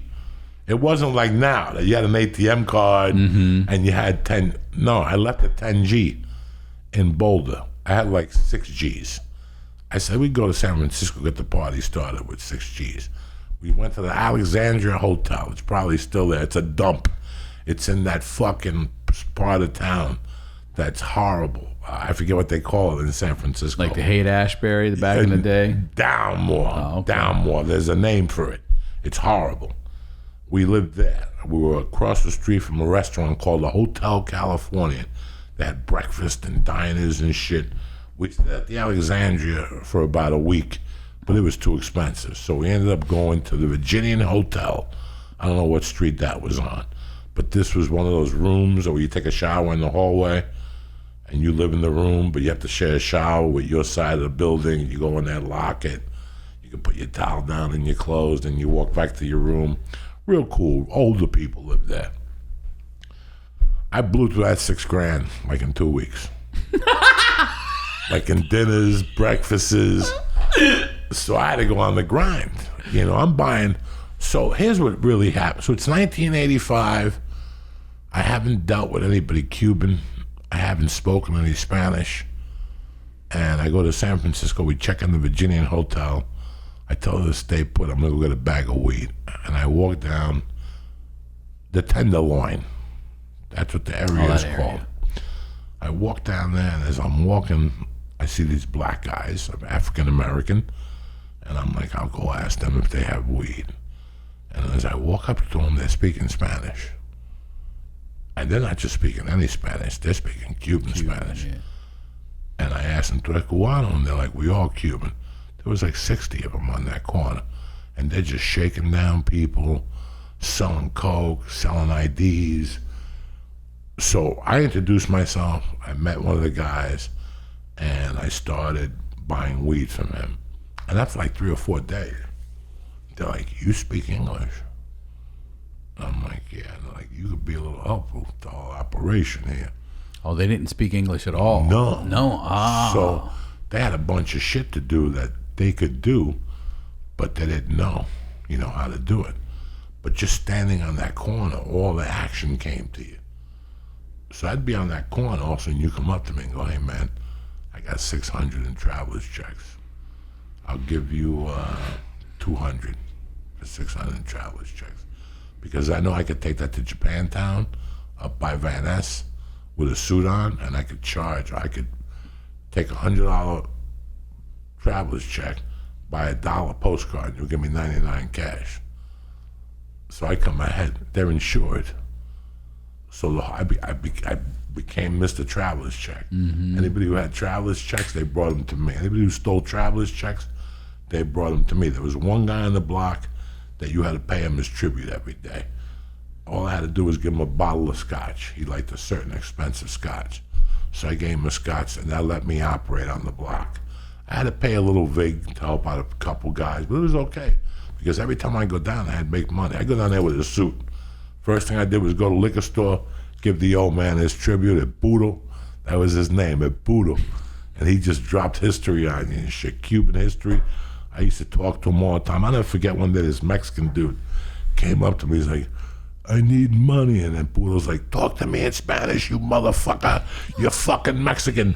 Spock. He goes, "You know how many fucking white people kicked your fucking family's ass and threw them out of..." He goes, "California used to belong to Mexico, and white people took you Mexico. Now you want to speak Spanish? Go fuck yourself. Speak English, whatever the fuck. You want to speak English? Go fuck yourself. When you talk to me, speak Spanish." The guy was just an old fountain of... But it was just a collaboration of fucking characters. And bro, I was doing everything. One day I'd be doing traveler's checks. One day I'd be passing out counterfeit loot. It was endless. My girlfriend at the time wasn't doing dick. I was bringing home the money. We would go to Tad's Steakhouse, Chinese. We were living day to day, like after a while, hand to mouth. So I started pawning jewelry.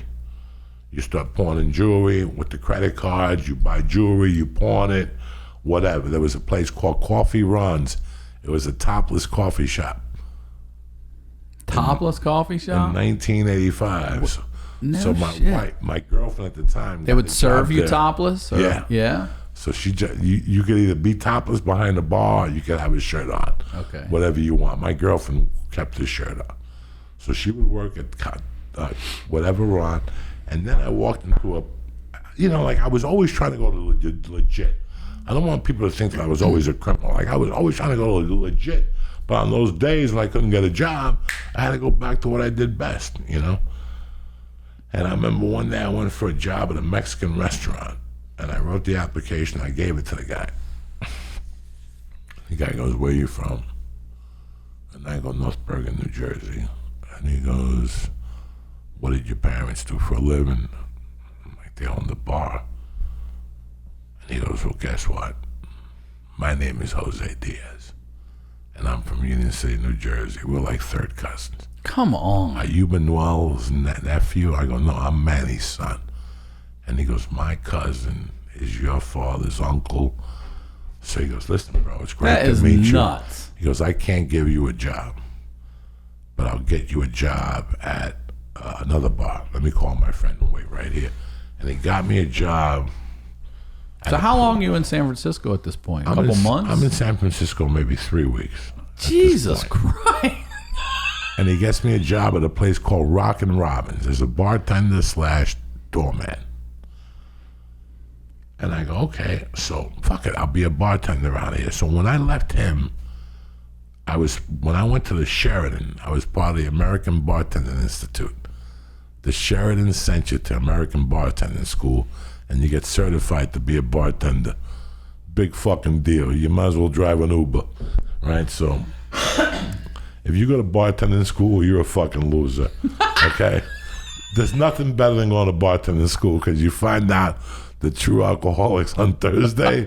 They would have like mixed night, like drink all the mistakes you want for 50 cents. You just see how many people would go in there. Oh, they show up and drink when you're practicing. You're making Singapore slings with the wrong shit. 50 cents. People don't give a fuck. They're just drinking up the mistakes. They would make like a pseudo bar. But part of the National American Comedy, whatever it was, part of it was that they had to hire you.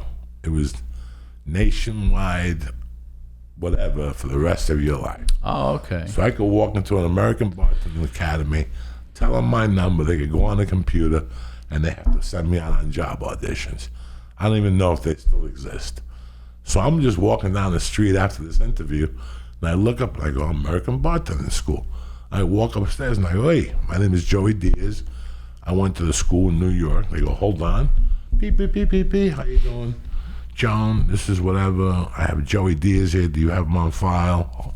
Hold on. In those days, there wasn't no computer. Right, yeah. Somebody had to go to a file. I said, yeah, he graduated in February '84. Okay, thank you, Bob. We'll get you a job. Because, in fact, we got a job that's perfect for you. You Italian? I go, no, I'm Cuban. He goes, don't say nothing to him. Just tell him you're Italian. Close enough. I'll never forget. This is horrible.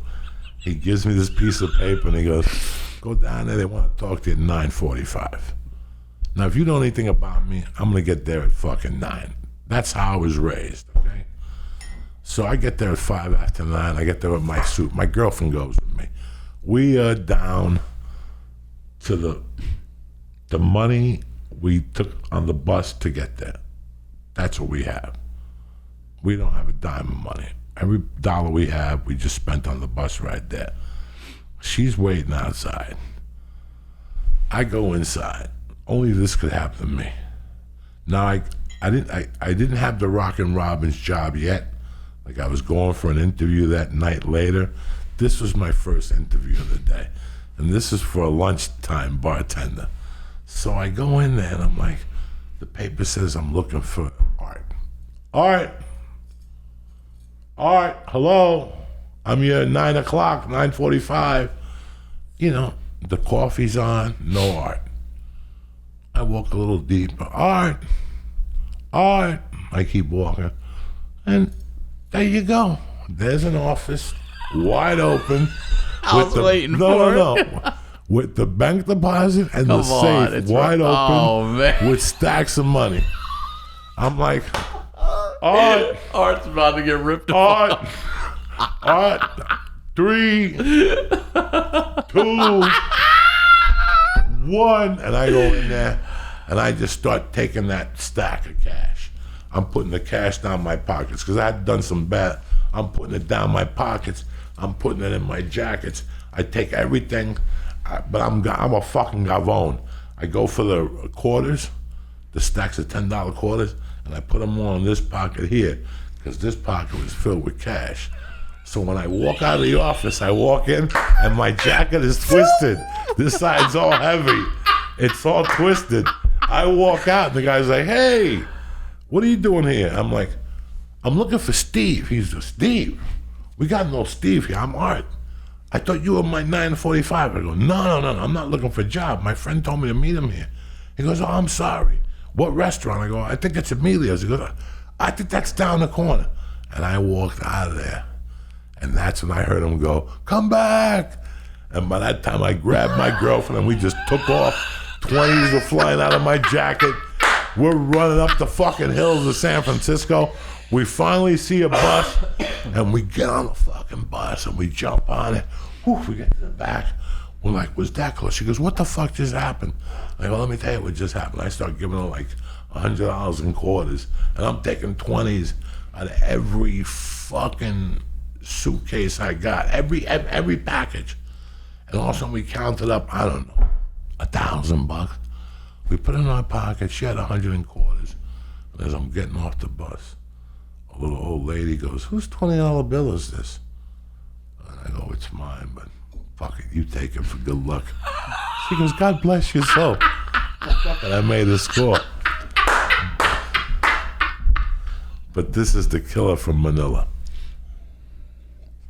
When I was a kid, and no offense to the LGBT community, when I was a kid and I wore a scarf, like every once in a while I would wear a scarf and my mom would go, come here, what are you, Rock Hudson? Get the fucking scarf off.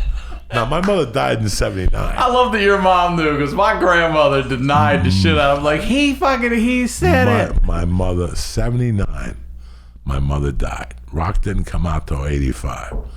If I comb you, when you're Cuban, you're supposed to comb your hair on the left side. Mm-hmm. If you comb it on the right side, they'll call you over. Come here. What are you, Rock Hudson? You're like, what the fuck are you talking about? So my mother over the years would call me different names whenever I acted a certain way. Mm-hmm. Instead of calling me gay, she'd say something. What, are you going to grow up to be un bugarrón? Now, a bugarrón is a guy in jail that commands respect because he takes you and he makes you gay. You suck his dick and he fucks you in the ass, but you don't fuck him in the ass, and he don't suck your dick. He's basically your husband. And in the Cuban traditions, he could smack you, beat you up, and you got to take it. There's no 911. There's no fucking hell is for children. There's nothing. You take the beat, and that's how it is. Now, I had heard this. I had heard about this. Did I ever see it? No. Well, guess what? In the summer of San Francisco in 85, I saw it. One day I'm on the corner, and they're like, shh, don't say nothing, bro. This is the big time coke guy. And he came like with the cape over him. Like, you know, like he just flamboyant as hell. Yeah, I just came back from Miami. I got the good shit if you guys want it. I'm in room 131 at this hotel down the corner. I'm like, 131, we'll rob the guy. And they're like, oh, he's connected all the way to Miami. You'll get shot in the head. But he had two guys dressed up as women that would hang out with him, like with a day-old beard, women. They would stuff their bras, and they would walk with him. And what he would do is he'd stand on the corner opposite us, and they'd hold the coke. And you go up to him, and he'd go, sell him a gram, and she'd collect it. But when one would fuck up, he'd like smack him right in public, and they would fall down, the wig would fall down.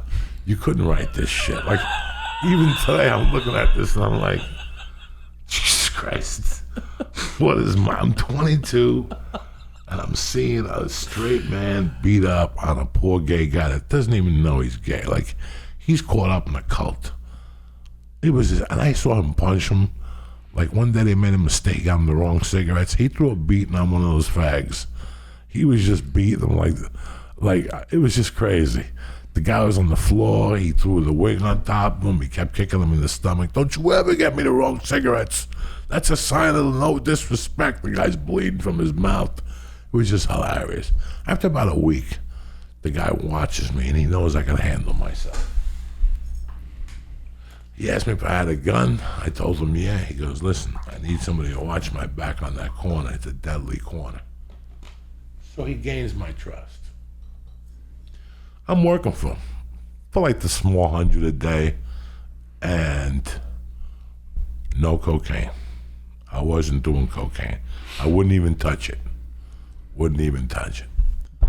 But he keeps talking about this room 131. So one day he goes to eat lunch and he goes, I'll be back in an hour. We're going to the other side of town. I go, I'm going to 131. I go to 131. kick the fucking door down. This is the genius your Uncle Joey is. I go to 131, kick the door down. In the middle of the room is a fucking bag. I unzip the bag. There's no coke. I don't know if there was no coke, but let's just say there's no coke. What there is about maybe 20 grand in American cash. Damn. And when I zip it back, when I zip the other zipper, there's stacks of Colombian money. Stacks. Then he had another bag that had stacks of Colombian money. Stacks. I mean, I don't even know how much it was. So what do you think the guy in front of you did? I took all the Colombian money because there was so much of it in this bag that it rivaled the American cash. I go, let him keep the cash. We'll make this look like one of the gay guys did it. So I'll take the Colombian money. So I take the Colombian money. I take it to my hotel room. I go back to the corner like nothing happened. He comes back an hour later. I've been robbed. They took the Colombian money, blah, blah, blah. I'm going to find out who it is and put a bullet. I'm like, I'll do it for you. I've been here the whole day watching. You should have sent me over there to watch. This would have happened if you would have sent me with you. I'm one of those guys. I'll put you together. That's why I shut my fucking door. So I run home. I get on the phone with my goombas in Jersey. And I'm like, dog, listen, rent out the garden. And they're like, what? I go, see what it is to rent out the garden. I got to have at least 3-4 million Colombian. That's got to be at least $1 million. I'm going to pick it up tomorrow, and I'm going to come home. I went down to the corner, and I've got the biggest, blackest dude that hung out with the Cubans. He had to be 6'6", 280. Big black guy.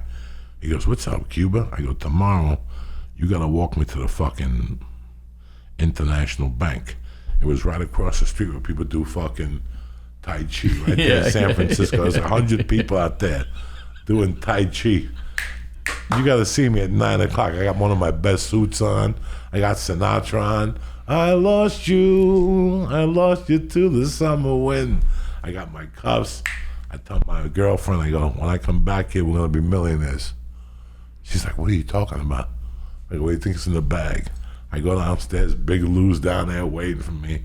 He's got a weapon on him. I got a weapon on me. I go, Lou, listen, we're going to go over there. I got about $4 million here. Hopefully they'll give me $1 million American. And I'll cut you and I'll give you like 10 grand. And then you have to drive me. We got to figure out how to get to the airport. I'm going back to Jersey. I had called all my friends in Jersey. I got $1 million. I got $1 million. The bank opens at 9. I'm there at 10 to 9. I'm saluting the flag. What a great country. Oh my God. She opens up the door and I'm like, today's your lucky day. And she goes, what's going on? How much do you have to transfer? I go, I don't know. And I start taking it out in badges and putting it at it. She's like hitting that calculator. And I'm hearing all these numbers and I'm like, oh. And I'm looking at the black guy. I'm like, bro, we're living large. We're getting barbecue today. We ain't fucking around and shit. This bitch hit numbers for like an hour. I'm thinking, and I'm playing with her. I'm like, you think you got enough cash back there to pay me? Yeah. And she's like looking at me like, all of a sudden she goes, ding, ping. And she rips the thing around and she goes, this is what you got coming to you. It was like $390. I gave the guy $100. I wanted to cry. I walked back to the fucking thing. Now I gotta go down to the corner. I gotta face the fags with the Cuban guy. They're all pissed off.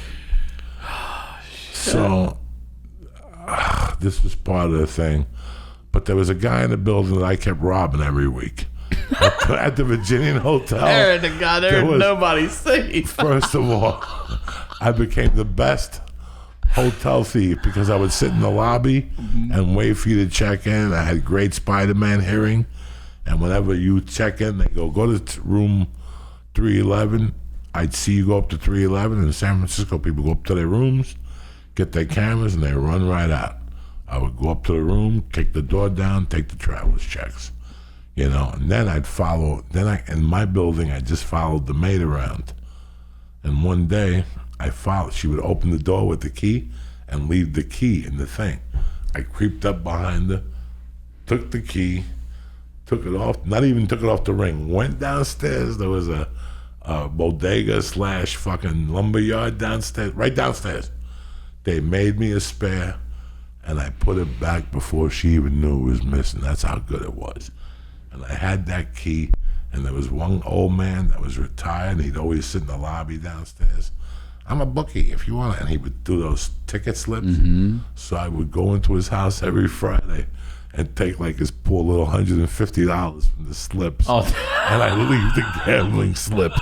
I was just torturing him. Everybody. Every week, bro. Everybody gets it. When around me those days, you got it. So I'm banging them out like 3 weeks in a row.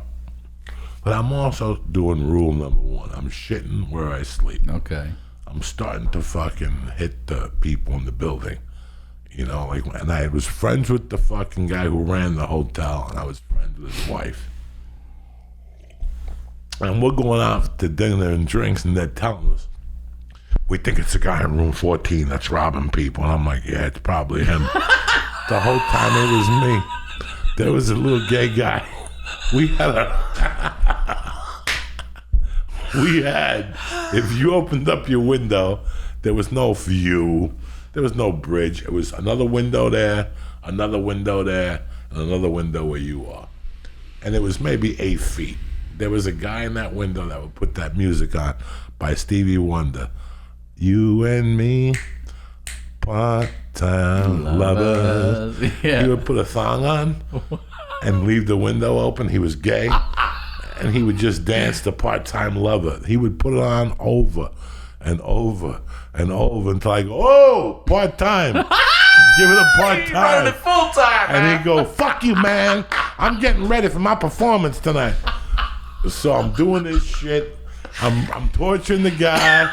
I'm robbing the bookie. And I'm fucking bartending. I think Monday I worked the door, and I had a Thursday bartending shift. And that's what I'm doing. And I'm not doing, guys, and I'm with the Cubans in the daytime. I'm not doing bad, but I got greedy. Again, one day I'm downstairs and these fucking guys come in, they're talking German.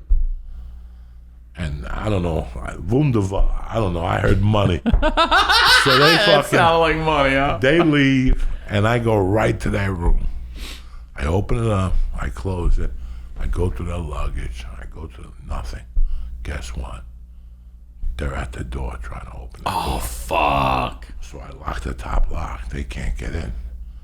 And they're like, who's in there? Who's in there? And I actually go out the window to see if I can walk the ledge. Thank God I'm on the second floor, but I don't have the balls. I got to go to the ledge, and I don't have the balls. So I go, what am I going to do? They keep knocking. Then it's like, hotel security. Who's in there? It was my friend. And I open the door, and he goes, what the fuck are you doing? And I go, Bart, before you say anything, I go, I'm sorry. I go, the door was open, and I thought the maid was in here. I came in here to get 2 towels, and there was no towels.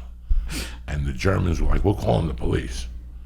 And I go, call the police. I didn't take nothing. I didn't touch nothing. You guys knocked on the door, and I got scared. I was just going to take some towels. I go, how long do I live here?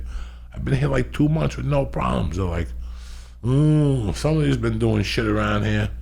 And the cops came, and I talked the cops out of it. I'm like, I've been here for 2 months. I work at Rockin' Robin's. I go, why would I rob somebody? I go, I went to get towels. And they're like, well, it's true. The maid and the 2 cops let me go. But the Germans were like, they called their embassy. Did they? They did. They're like, this is bullshit. If we were white, you would arrest him. So they started pushing for it. So the restaurant, the guy that owned the hotel, the guy that I was friends with, called my room, and he goes, hey, the cops are on their way to arrest you. You might as well get out of here. So me and my girlfriend packed up. There was a back set of stairs, and we could see them walking up the stairs. As we were going down, we ran maybe 2 blocks, and those were buses to Reno. For like the night, you go to Reno, 5-hour drive, and I remember getting on the bus and Fucking, there was a Arab guy in there, and he was smoking. And I go, what do you smoke? And he goes, I get weed, and I mix it with cigar, and I put hash in it. And I go, let me get a hit of that. I thought I was going to fucking die. So that's it. You're out of San I Francisco puked now. all the way to Reno. We basically went to Reno, got off the bus, walked, and then came back to San Francisco. And then we just went to the airport. And I had enough money to put her on a flight. So the plan was for her to go to Boulder, go to her bank account, go to my bank account, and get me a plane ticket for me to fly back to Boulder. It was gotten too hot and whatever for me. So I lived in the San Francisco airport for 2 days. You did? Yeah, that's when nobody knew Right, nothing. yeah, back then they didn't. Nobody had an idea. There was no charging phones, everything. And I remember even then that every time you went to a bathroom, a guy would walk in and he'd go up next to you and piss next to you to try to look at your dick. And I remember sitting there all day going, what is this guy doing? All these flights have taken off and he's still here. So he goes to the bathroom and I go, let me see if this guy is a closet gay guy. And sure enough, I go to the bathroom and I'm pissing. He comes in with me. He's like 2 things away. And he comes in next to me. He looks at my dick. I'm like, you freaky motherfucker. I'll beat the, because I was raw back then. And What a great idea, though. God, you crazy. could have lived in an airport back I then. was living in the airport. You could have just for 2 moved days. terminal to terminal. They're not going to follow you or figure that out. Remember, in those days, they flew all night. There Right. were 3 a.m. Yeah. flights. Yep. You know, there were flights to fucking, so they didn't know. There was no international terminal. You could fly next to a flight that was going to Hong Kong. They were boarding. Wow. Bars closed at like 2 then. But there were lockers at airports. And you could put the fucking things out. That's right. So we went back to Boulder, San Francisco. Went back to Boulder. And we basically stayed in Boulder for a week. And when I called my buddy to tell him if I should come up, he goes, I have news to tell you. You know that girl that came out here from North Bergen to be with me? I go, yeah. He goes, she's knocked up. We're moving back to Jersey. You could take the job. Whoa. It was a house-sitting job. It was 16 hours of work a week, free rent in Snowmass Village, Colorado. You have no idea. Most people would suck a cock for that job. Like you could get somebody to suck your cock. Wait a second. I get to live in a fucking $2 million house for free. You're about to rob this place. The guy he was on the board of directors of Fridays, TGIF, so it was one of his 18 houses. Jesus. So he only came once a year. And he had a Jeep, and he wanted you to use the Jeep. So when he came to town, everything was running. Right, He didn't want you in his house. He built the house for you over the garage. That was great. It was great. Fuck you. I was living in his master bedroom the second night. You know what I'm saying? Jacuzzi, ski in, ski out. I had the fucking, I had the thing going. I asked my buddy. My buddy had the job for like 3 years. I go, does he ever come? He goes, he'll call you a week before. The guy's cool. He knows what we're doing here. He'll call you a week before. Paint. 16 hours of work is basically mowing the lawn in the summer and shoveling snow in the winter. I moved in there like November of 85. And I was good. I got a job at the Crestwood at night as security at a hotel from 4 to 12. I would pick people up at the airport and check them in. And then I got a job at a video place called Commander Video in Snowmass Village. Just my love for movies. I met Michael Douglas there. I met Robin Williams there. Nice. I met Sidney Poitier there. It was great. First month, I think it took me a month to start snorting. That's when you finally got back New in Year- it. New Year's. New Year's. And About a 85. year. About a year. I stayed clean for a year, and I think it was like either that New Year's or 2 days after the New Year, I snorted a little bit. And I was like, okay, I have respect for it now. So I would snort once a week. On Saturdays, me and the girlfriend would get a package, fucking sniff each other's assholes, fuck and suck, and, you know, that was it. That was what you did when you were that age. You know, get coked up, and they'll give you those half-hour blowjobs, and you eat their ass for an hour, and you tie them up. Nah, I wasn't even into tying people up back then. I was just a square. But that's all it was. It was very innocent. Then, a guy that I'm still friends with calls me one day out of the blue, and he goes, "Hey, I'm in Denver. You mind if I show up? There's something I got to show you." And he comes up. His name is Danny B. He's called into my podcast 1,000 times. He shows up to Aspen, and he shows me this Coke. He tells me how he buys Coke, and he re-rocks it. And he could sell it to you for $800. So I asked around. They wanted $1,800 for an ounce. He would give it to me for $8. Even if I sold it for $16, I made an $800 profit. God forbid I cut it. So I started borrowing money, like I would go to you and go, "Give me $3,000, $4,500 for 2 days." What are you talking about? Because I already had the Coke sold. The Coke was so good, it was sold. It was already gone. When I'd borrow money from you, I had already had the Coke sold. So all I had to do is bring the Coke back, get the money, and give it to you. So that's what I was doing. I would take a flight back to Jersey every Wednesday and come back with a quarter key, 9 ounces. I was beating up the local drug dealers. They couldn't even compete with me. I would sell like 7 ounces for $1,500, and I would still make $700 per ounce. Plus, I cut it, and then I was selling grams for $80. Damn. And I'd sell them for $40. And I'd put a little rock in the package and a little bit of chunk, and I'd still cut it. And I had a dude, Carl Hall, selling for me. He would go out at night because I didn't go out then. He would go out and come back. He would sell 2 ounces a night in fucking bindles. It was just crazy. But I was snorting fucking everything. Then I figured out, I'm flying back there with Coke.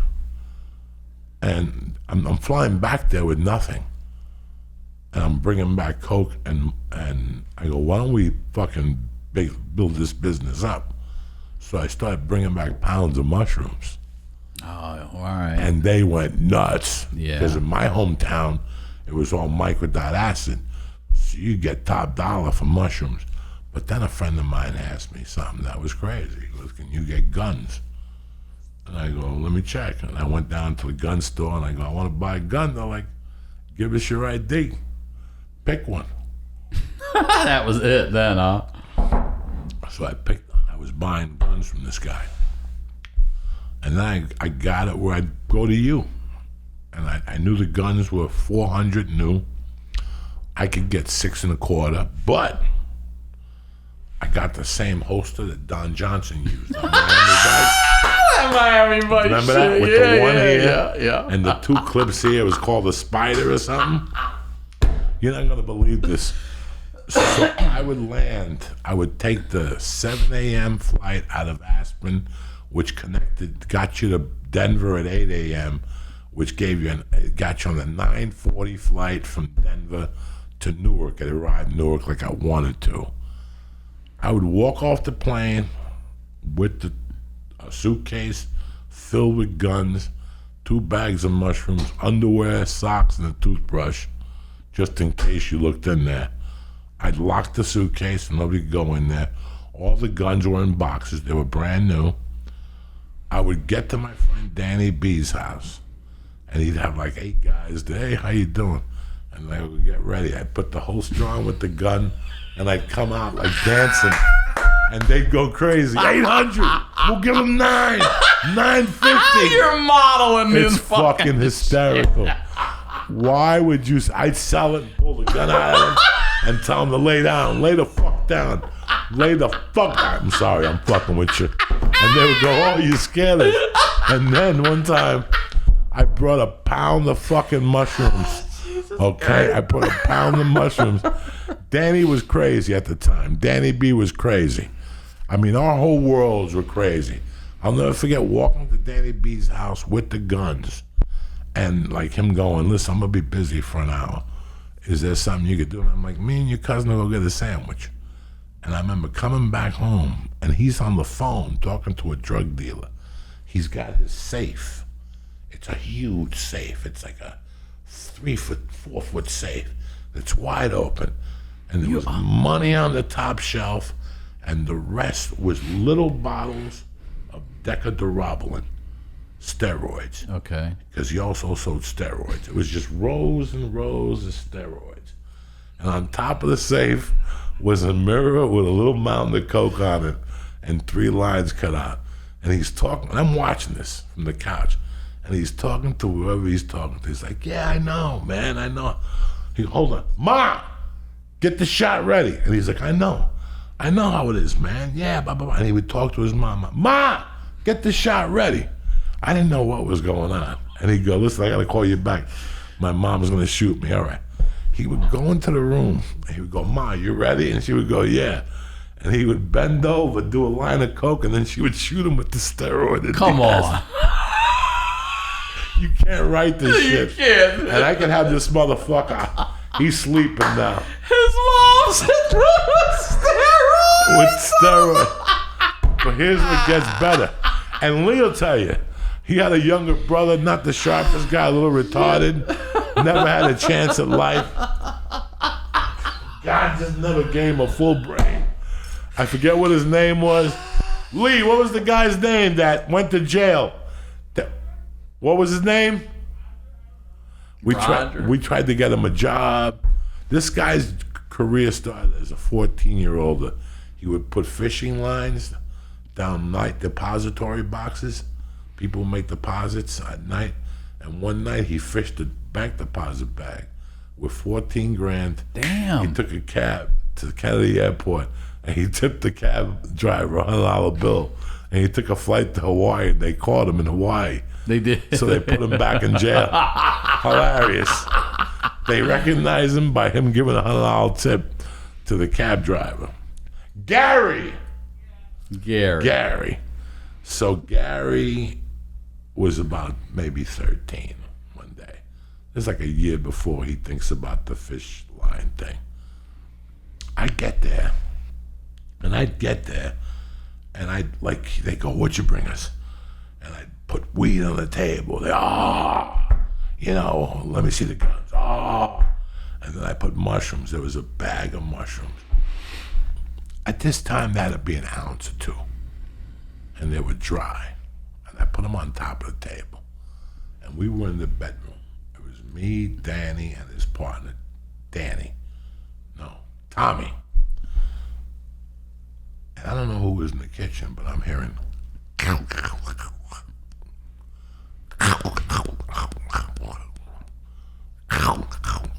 like somebody's eating.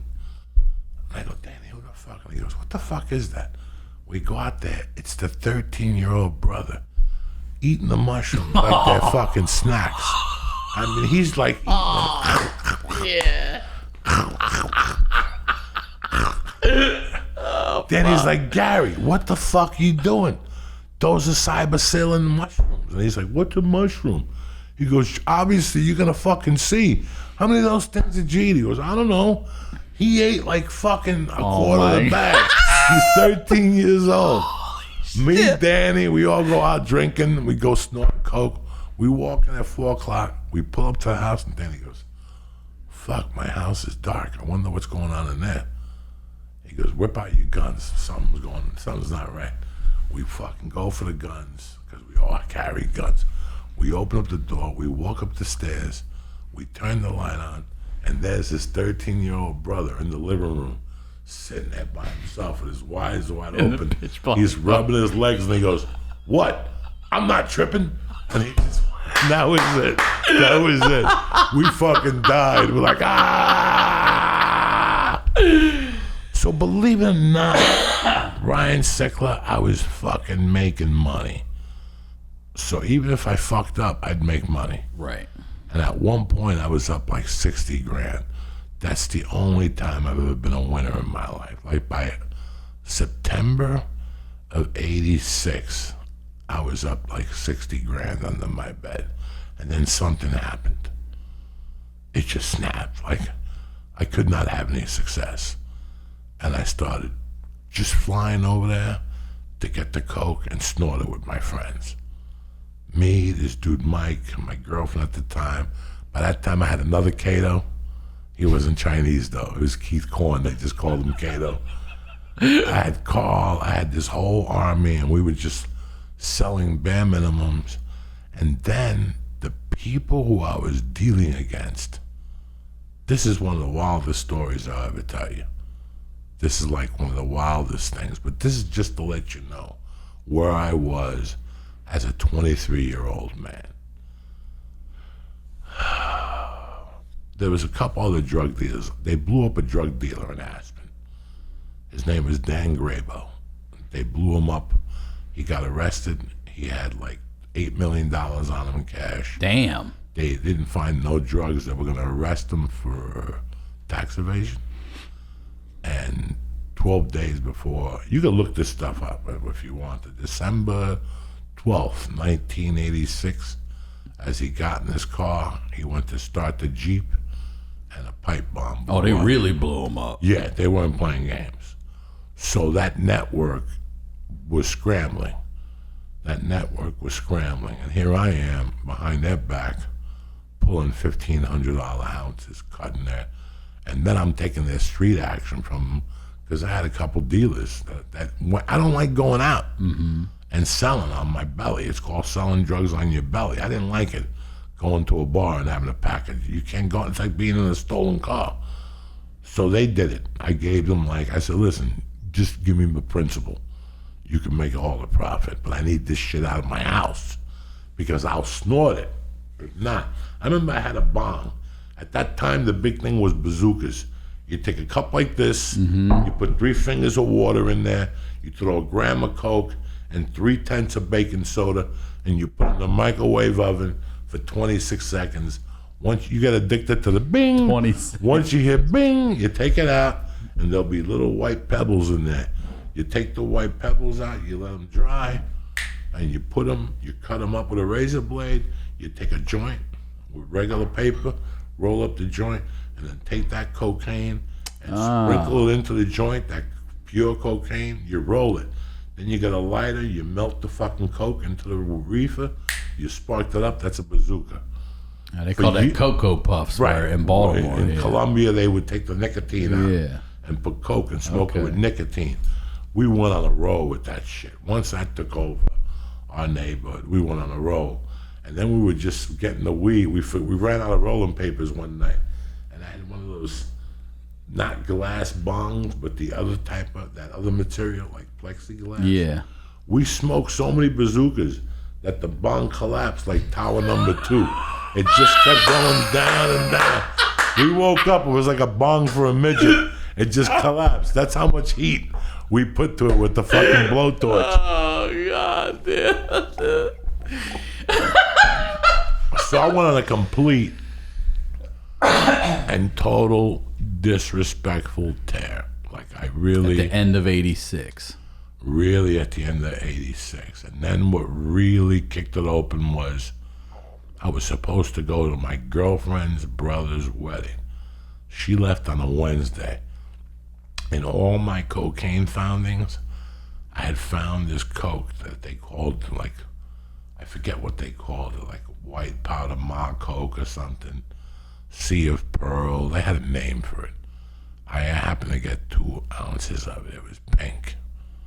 It was going for $2,000 an ounce. The guy owed me a favor, gave it to me for like 14.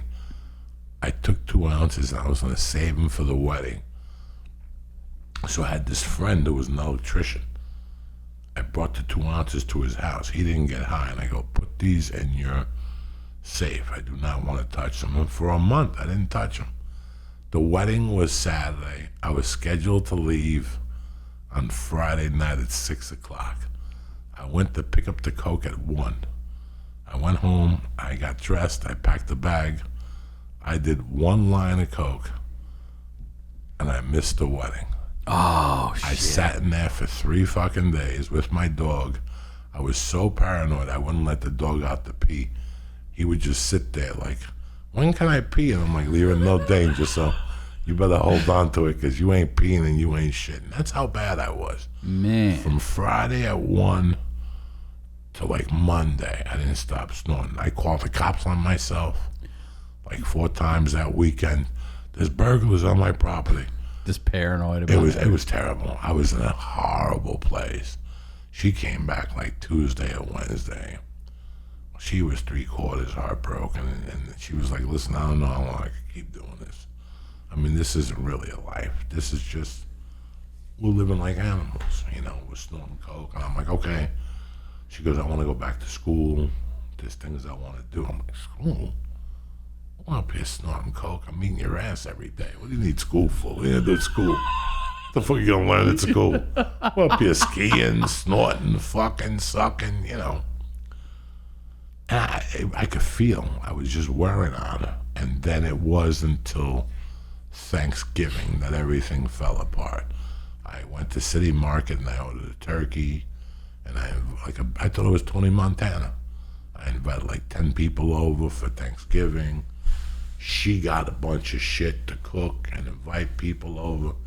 And that Wednesday before Thanksgiving, those were the days where I would just come to you and go, Sickler, can I talk to you for a second? What are you doing tonight? You're like, no, I'm staying home. I go, do me a favor. I'll give you $200. Go stay at that hotel. Let me get your house for the night. Don't come back. And I would sit in your house because I thought the cops wouldn't be watching me there. And I would just watch your TV, watch HBO and jerk off and do coke by myself. And I got a batch of coke that I went to Cato's house and I stayed there from that night and I missed Thanksgiving. Holy shit. And I walked in on Friday and she was packed. She was done. And she goes, I have to go. This is not a way to live. And I go, you're right. I'll go with you, but I got to borrow money. I didn't have any money left. I went through all this 60 and the whole thing. Damn. So this kid owned Mama Maria's Pizza, and he was dying to be a gangster. I had like 2 of those guys I never borrowed from because I was just setting them up. Like every week I tell them, you know, fucking Ryan Sickler made 20 grand with me. Fuck! When can I get a piece of that? Soon. Don't worry about it. Yeah. Once Ryan falls out, it's all you. Let's get rid of Ryan. I had these guys. Yeah. I went right to that idiot, Mama Maria's Pizza. I took him for like 5 G's. Damn. He goes, when do I get it back? You get back. In fact, I'm going to give you a bonus. I'm going to give you 12.5 on Sunday. So I had that 5. I went to some other kid, borrowed 2 for 27, and I had a coke dealer chick. Today, the chick lives here in L.A. We haven't connected, but people told me she's here, and she's probably forgotten about what I did for her, but I did the perfect scam on her. I bought this weed that was Fugazi weed.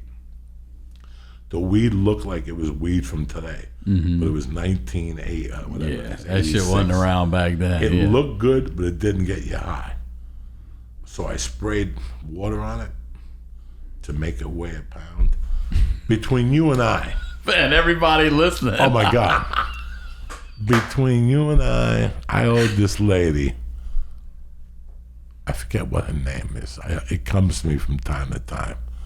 I think her last name was Vermont or something like that. I went to her and she's like, you better have my fucking 20 grand. At that time, I owed her 20. I owed this other dealer 40. Damn, that's a lot to owe somebody. Holy shit. Oh, I owed this other dealer 45. Grand? Yes. Holy shit. I owed his partner, that was a female, 30 large. That's 100 in. But I had a crush on her, and I knew how to soften her up. She was hotter than fuck. I remember she was on a date. She broke up with her boyfriend. Her boyfriend was a psycho. I still remember her name. She wanted a date. She went to get in her car, and her boyfriend was hiding under the car. He grabbed her by her ankle and broke her fucking ankle. Damn. Got out and beat the fuck out of the guy on the Jesus. date. So it was well known not to even ask her on a date. So we had become friends. Everybody was scared of her. I owed her like 30 large. The cops were watching me. I had the DEA watching me, which is official. The cops were watching me because a guy was snorting coke in Aspen, and his wife was the accountant for the for the town of Aspen. She was skimming money off the top. So her and her husband could snort coke, and she got caught, and part of a plea agreement was to go after other drug turn in people. So somebody turned me on to him, and he would come over and go, every time, can we do business outside? And I'm like, why? What? Son, these guys are cops. So I played him. I played him for like a month. I kept my house clean. I found the tap on my phone. In those days, you broke into your phone box, and there would be a little wire, and it would say who was tapping it. And then one day, one day I had a friend of mine come over, and it was a 2-car garage. I had him pull into my garage, and then I left. I went into the car dressed as him with his car. Yeah. And I took off, and I took the long route and went behind the house, and you could see the guys with the telescope. And I beeped at them. They froze. There was nothing they could do. But my house was clean. I had no coke in the house. I had nothing. So that Friday after Thanksgiving, we got all our shit together. That was worth it. We had a little Mazda 2-door. We packed it. I went to that lady's house, and I gave her, I said, listen, I know I owe you $20,000, but you know my friend Ryan Sickler, right? Yeah. He's getting married, and he needs a half ounce of coke. I know you're not going to give it to me on the arm. Did I ask you? Did I fucking ask you? What I brought you as collateral is a pound of the sweetest weed you've ever seen. She looked at it, she's like, oh my God, do you think he'll trade me for it? I go, no. Let me go give him the fucking half ounce of coke. And when I come back, what would you be willing to give for that? And she goes, tell him I'll give him another half ounce. I go, fine. Let me go get them. I wasn't coming back. Never. I got in that fucking car with that half ounce of coke, and we just left. And all night long, there was a car following us. The car followed us for about 2 hours. You know how many hotels we checked into that night? 3. It was a 4-hour drive to Denver. We checked into 3 hotels because we go into a hotel, do a line of coke, we get so paranoid we'd have to leave. Get the fuck out. Yeah. It was terrible. It was a horrible, horrible, horrible time for me. And this is the end of 86 now. 86 ends with us in Boulder. We're clean. She went back to live with her mother.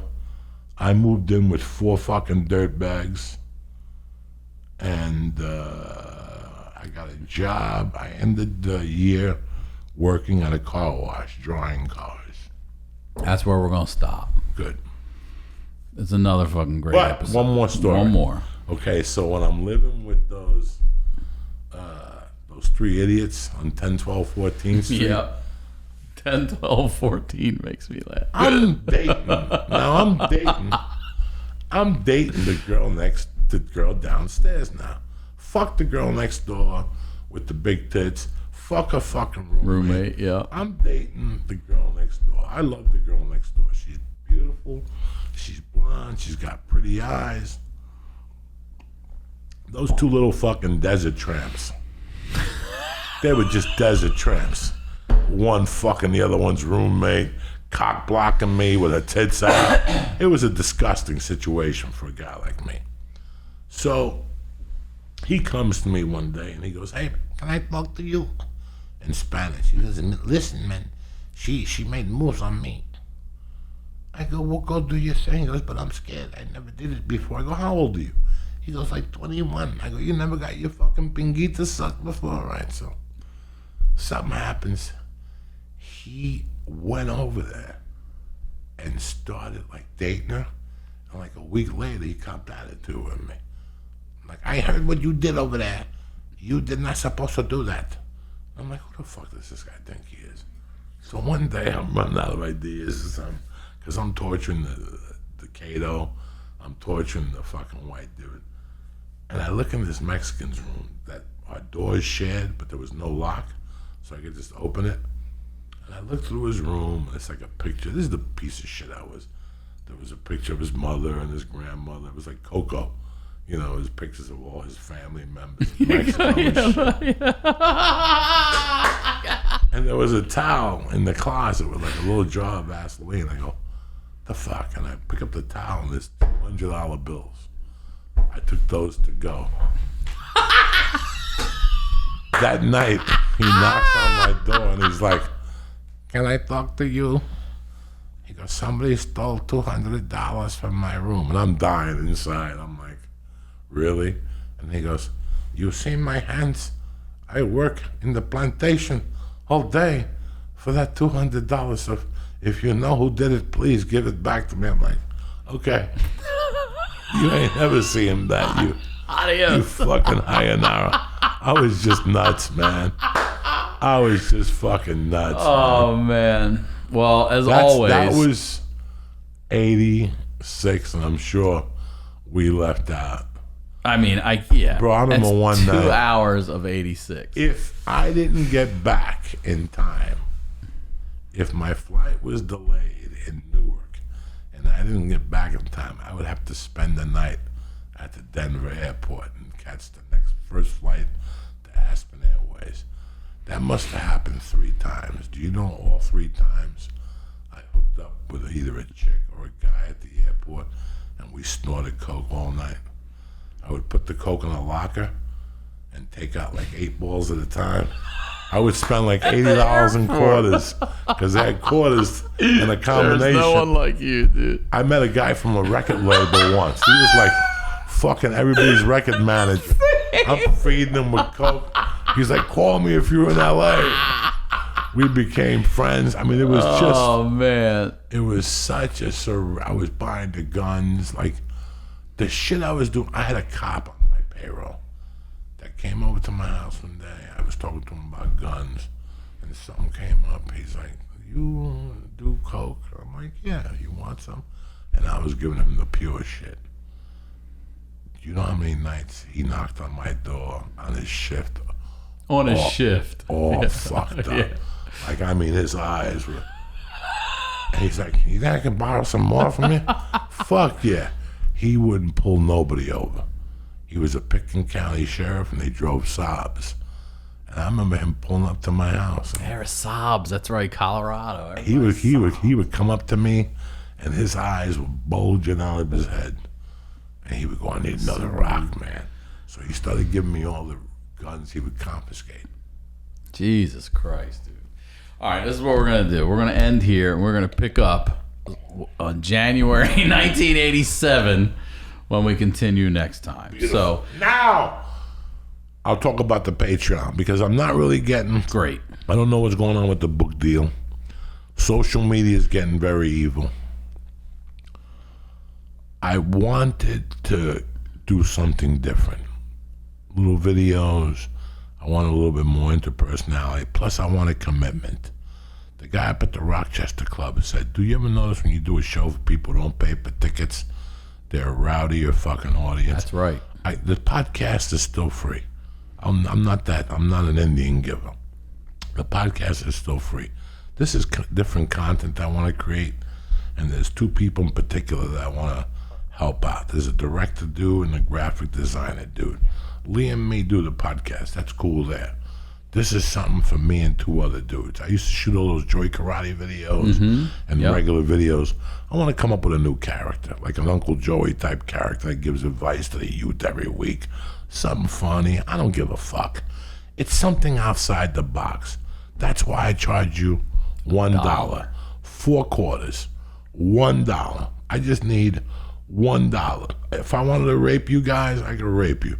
I'm looking for $1 of your commitment, because I know you're not gonna fucking send back negative shit at me and call me a fat fuck and tell me that. Yeah, they're the diehards, the loyal fans. Yeah, you guys are loyal fans. Guess but the other thing I love that you're doing, I want to say this too, because what I've learned about Patreon is it's $1, but you can give more if you want to give more. If you feel like I do $5, you can give more if you want to give more. But I do $5. You get video, you get audio. It's a new episode. It's not like here's the rest of this or here's that. You know, it's a full new thing with the podcast. Good for you. The podcast's always been for free. You know what? I might do I see that when you take like if me and you do a podcast, somebody will take an 8-minute bit out of this, and they'll get 8 million hits. Why aren't we doing that on our Right. So we'll call them podcast bits, where I just interview somebody for 11 minutes and put it on Patreon. It's great, dude. There's so many different things to do on Patreon. Well, look, stand-up's gone right now. We have Stand-up's to gone. figure out how to make some. Stand-up's That's gone. right. And You know, let's. and I'm not in business to rip. I know what you're paying for Patreons or whatever. I'm not in business to rip nobody's heart out. I just want a community that you don't open up the page and it's like, you know, Nick Cannon's trending or Yeah. everything that's not. This has nothing to do with us. This has to do with us. That's right. So patreon.com/Joey Diaz, $1 or give whatever the fuck you want to give. Next week I got the chance to shoot videos. So I'll start experimenting with videos. That's it. And that's that. Well, thank There's you. no dates. Everything's dead. Coming on. We'll start with January 87. Thank you to Jimmy Seafood. Thank you, Jen, for the masks. And as always, RyanSickler.com, Ryan Sickler on all social media. I'll talk to you all next week.